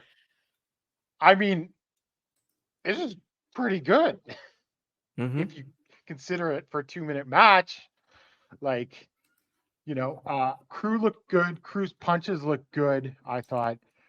He gave Honda a nasty looking German suplex, or it looked like Honda ran right on his head. He had that really good looking like jumping spin kick. I am only I guess I'm not like that surprised. I thought Crew would win. I was a little surprised at the length of this. Like, Honda got stuff in too. Like, he got a big lariat and everything like that. But I thought Crew looked good, and I thought Crew got himself over. Yeah, and he also showed that he's a guy that watches All Japan. Yes. Because he did the counting spot, which you would only know about if you watch All Japan. But his were instead of just like, sticking the knee in the guy's face and head, he did like the elbows to the neck. Yeah. Like Moxley type thing. Yeah. Good debut, and I am definitely looking forward to his matches and see what he can do. Like when he actually gets in there and has like an actual like proper match rather than just like him kind of showing off what he can do. Next up, Yuma Aoyagi defeated Davey Boy Smith Jr. in 15 minutes and 38 seconds with a front cradle. I can't call this bad, but it was just like Smith working over Yuma, and Yuma getting a surprise win with the roll up during a powerbomb attempt. I thought this was boring. Yeah, I thought it was boring too. Like it was pretty long as well. Like it was 15 minutes. It was actually the longest match out of all of them, and I was like, this is still going somehow, and nothing really happened. All like just very slow work from Davey Boy, and I also don't know if I like Yuma just like getting like as a former Triple Crown champion, getting like a banana peel win like that. And I mean, at least he got the points, I guess. But I was happy when it was over. Although it was funny because Yuma got the roll up and he just like got up shocked and then like paraded around and like left through the crowd. Yeah, did celebrate it, yeah. And then Davey Boy being like, "Oh man, I can't believe I lost." And it's like, okay, just I hope this is not like a preview of what all of his matches are going to be like, because just like boring and I hope there's a bit more energy for like the other matches. But again, Yuma is one of the best workers in the promotion, so it doesn't. Well, he didn't get Yuma didn't really get to show off any of his work in this match. Yeah, the structure was. We'll see. Yeah. And then Block A, Ren Ayabe defeated Kento Miyahara in 12 minutes and 17 seconds with the death roulette. He's got a new look. Mm-hmm. Red and you have a card at home. Sort of. He's got purple and red hair. I don't know about that hair color though. No. He's over though, and he. Yes. I mean, this was like a mini Miyahara match because it only went like 12 minutes. But Ayabe came in there. He stood up to Miyahara because obviously Miyahara had been berating him, like, you're a loser, yada yada yada. Stood up to him, and then they had like a condensed Miyahara match. I thought Ayabe looked pretty good here. He was able to keep up. Miyahara looked like he was getting ready for the end, a bunch of blackout knees. But Ayabe broke out of the shutdown and then hit the death roulette, which is like a spinning Falcon Arrow, and got the win. And I mean, I can't say Ayabe is a made guy, but they clearly are going to push him up the card fast. He's beating Miyahara. Yeah, I have that feeling as well. I think we're like All Japan is in full on like youth mode now. What are they going to do with Miyahara? I mean, it's not like, but it's definitely clear that he's like willing to like put these guys over as well. Yeah. So like to me, like Yuma is gonna become like the basically the roadblock. That, that guys like Ayabe and Enzai have to overcome, and Honda and all of those, right? Yeah, it's just sort of. It's strange to me in some ways because like I still think that there's stuff you can get out of Miyahara. I mean, could it be that he might be on his way out? Well, he's not leaving until January. Oh yeah, no. Obviously not that he's like leaving. Why did he sign that contract? Well, maybe he was like, I'll sign for one more year, and I don't know. But then again, he also just became like the talent relations guy, right? Yeah. So who knows? I mean, maybe it's just him like being like, okay, I'm gonna put all of these young guys over, and that means I will have like more people to work with. Like it might also just him be like getting those wins back eventually as well. So because I don't think it's really hurt by it. But I really liked Ayabe's work here. I liked him doing like the head pat to Kento and just like the smirk afterwards. So I think there's definitely something here where like with Ayabe, like he already feels like he's like stepping up just by like getting signed, basically. But what do you think is his ceiling? Title challenger and tag team champion. You don't think he's a Triple Crown guy? I mean, technically, he's got the potential to be so, but I'm going to have to see bigger muscles, more charisma, and he's got to put it together in the ring a little more too. Yeah. Like there's a pathway for him.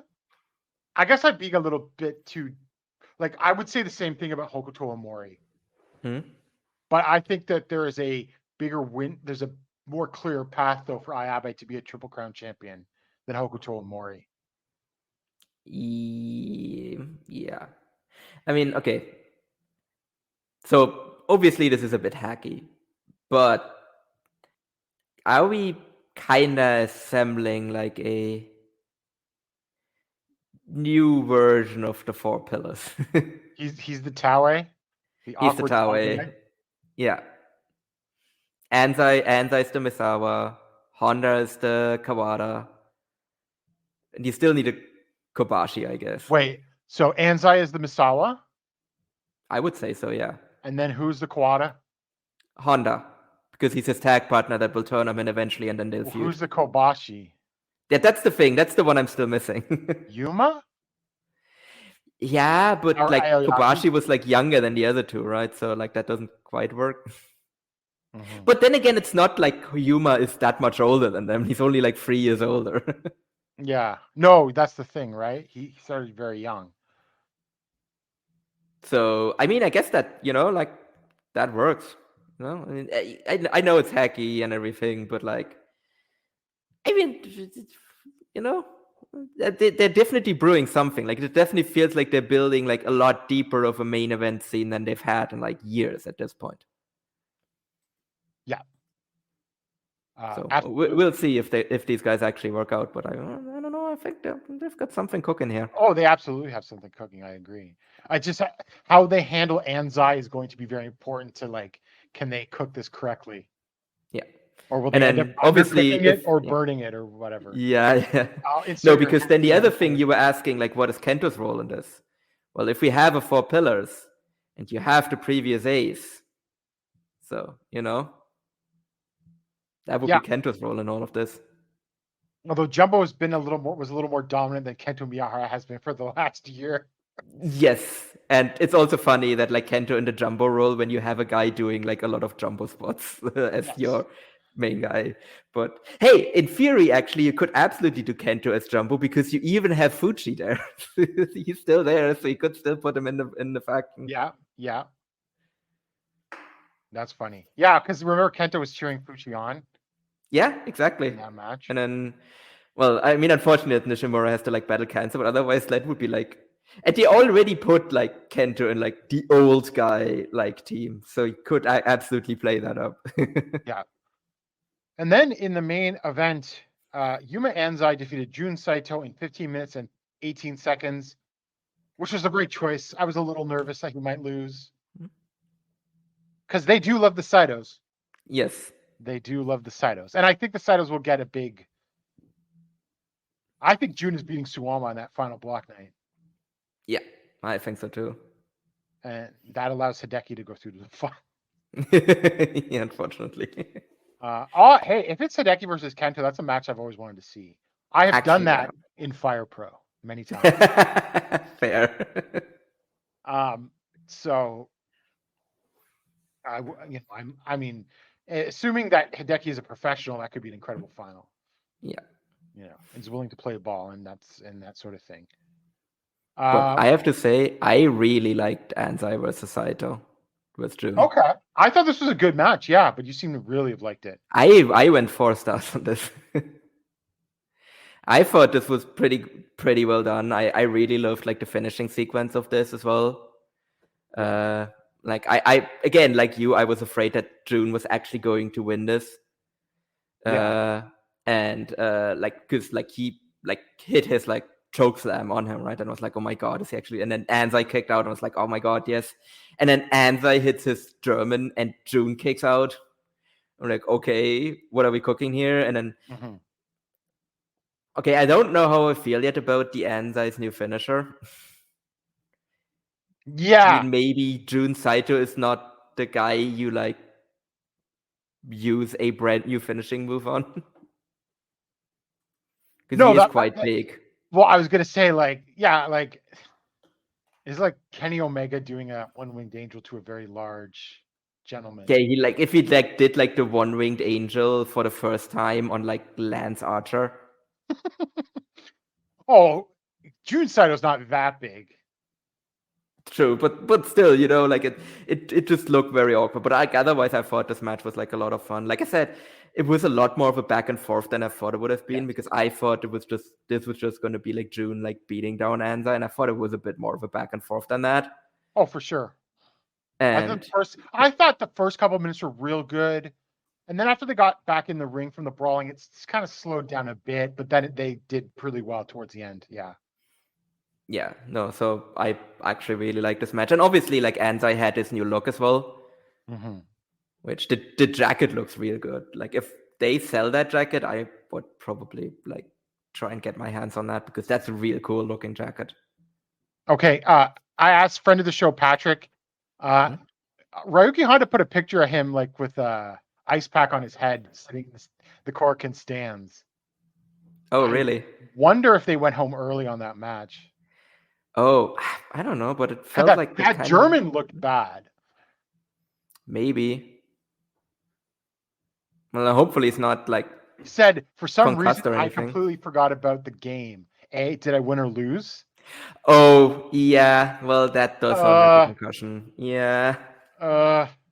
Yeah. No, that's not good. Okay, that might explain why this went so quickly. Ugh. When is the next show? Oh, it's the 20th. And does he have a match on there? Well, no. I don't... Well, the thing is that poor crew might also get a lot of heat for this too. Yeah, which you know, I don't know. Yeah, that's not great. But yeah, I mean, Anzai's new look as well, like the jacket and the tights as well, he's right? Because they are still black. Sorry, he's in a 6-man tag on the next match. Yeah, I mean, like, if you have to like take him out of that, like, I think that's so fine. Because it would be worrying if he had like an actual like Champion Carnival match, but then hopefully, like, if you like maybe let him rest here, and then he might be like back to like. I mean, with concussions, you never know. Yeah, of course. He might be back to like full by like the following show, so we'll see. But yeah, the Anzai look, because like they're no longer like they are still black tights, right? But they are like shiny and everything, so like it's very clear that like it's a new look for him now. Yeah, and they got like some like glitter, like I don't know how do you describe it, but like some patterns in there too. Yeah, it looks good, and definitely he looks more confident out there. Yes, for sure. Like it definitely seems like he has like gained the confidence. I don't know if it's 100%. I would say this is the most confident man on the planet. But it has definitely improved. Yeah, it doesn't look as like for example, if you like remember the first Kaito reign when he came out with the belt and he just looked like a kid that was about to shit himself. Like he didn't look like that. No. So I would say that was a pretty good start to the carnival, all things considered. Yeah. There definitely have been like first carnival shows that were like way worse than this. Oh yeah, for sure. And I mean, the only real like, what was this? Was the Davey Boy Smith versus Yuma Aoyagi match, really? Yeah, and maybe that one wasn't even supposed to go that long if they went home early on like Lord Crew versus Honda. So like maybe they like tagged on like another 5 minutes to like Yuma and that's very possible too. Well, like shit, we have like to film of 5 more minutes. Okay, you need. Yeah, and then that's basically why Davey Boy was also like, yeah, they were like, okay, I'll just work you over for 5 more minutes, but I have no ideas what to actually do. Yeah. It's weird because like Davey Boy doesn't look like he's like that banged up or anything, but he just sort of like, I don't know, just doesn't wrestle with any oomph. Even though like some of his moves actually look really good. And he's obviously very technically proficient, but it just doesn't all like add up. I don't know how to describe it. No, I think basically like he has a very weird career, right? Because he started like absurdly young, but he also like I think he was just never a guy that put it all together. Mm-hmm. I did like the Killer Elite Squad. That's probably his best run, but he hasn't really done anything since that one ended. But that's also because he never really stayed in a place long enough, I guess. Mm-hmm. So yeah, I don't know. Just a very weird wrestler with like there's a lot like again, right? Like he's less than the sum of his parts, I guess, because the parts are just not assembled together essentially. Right. For sure. So that is the carnival.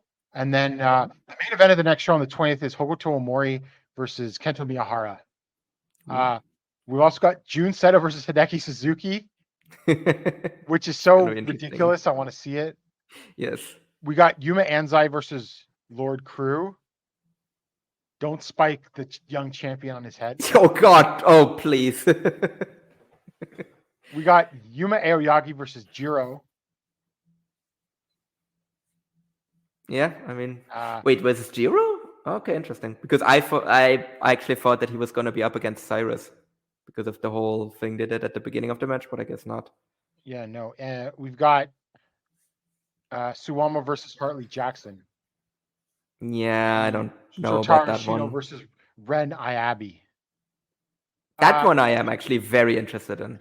Yeah. Also, that's 2 straight shows where Cyrus doesn't wrestle. Yeah, that is weird as well. Well, I guess it's because they're doing like, I don't know, the way it's laid out is strange. On All Japan's the only really company that does it like this. Yeah, where they don't have like separated block nights and they're just all mixed up. Well, they do, but not to the final night. Yeah. Of each block. So that's that is that. Hopefully Honda's okay, but otherwise, I'm into this carnival so far after one night. Yeah, I am as well, because like very often with the carnival we're like really excited beforehand, and then we realize that actually they've just like backloaded it, and then like there's a lot of like nothing. But I think this one started off well, and then I hope they keep up the momentum and it's like a good tournament all the way through. Yeah, for sure. Well, we'll be back in a couple of weeks then, I think. I don't know when. Well, maybe obviously Paul went less busy. And then after there's been a couple of carnival shows, and maybe we'll even be back before Wrestle Magic, or if not, we'll be shortly after that. So take care. Enjoy the last Monday Magic of this season, and enjoy the Champion Carnival, and we'll see you in a couple of weeks. Bye. Hola, hola, my name is Ricardo. I am the host of the Lucha Jovers podcast here in the Voices of Wrestling Podcast Network. We are a Spanish-speaking show dedicated to discussing and analyzing pro wrestling from all across the world. From AEW to CMLL, we talk about American wrestling, Japanese wrestling, and of course, Lucha Libre. If something big happened in the pro wrestling world, we will talk about it. So if you know Spanish or have a friend that knows Spanish or want to practice your Lucha Libre pronunciations, go listen to the Lucha Jovers podcast right here in the Voices of Wrestling Podcast Network. Nos vemos por ahí.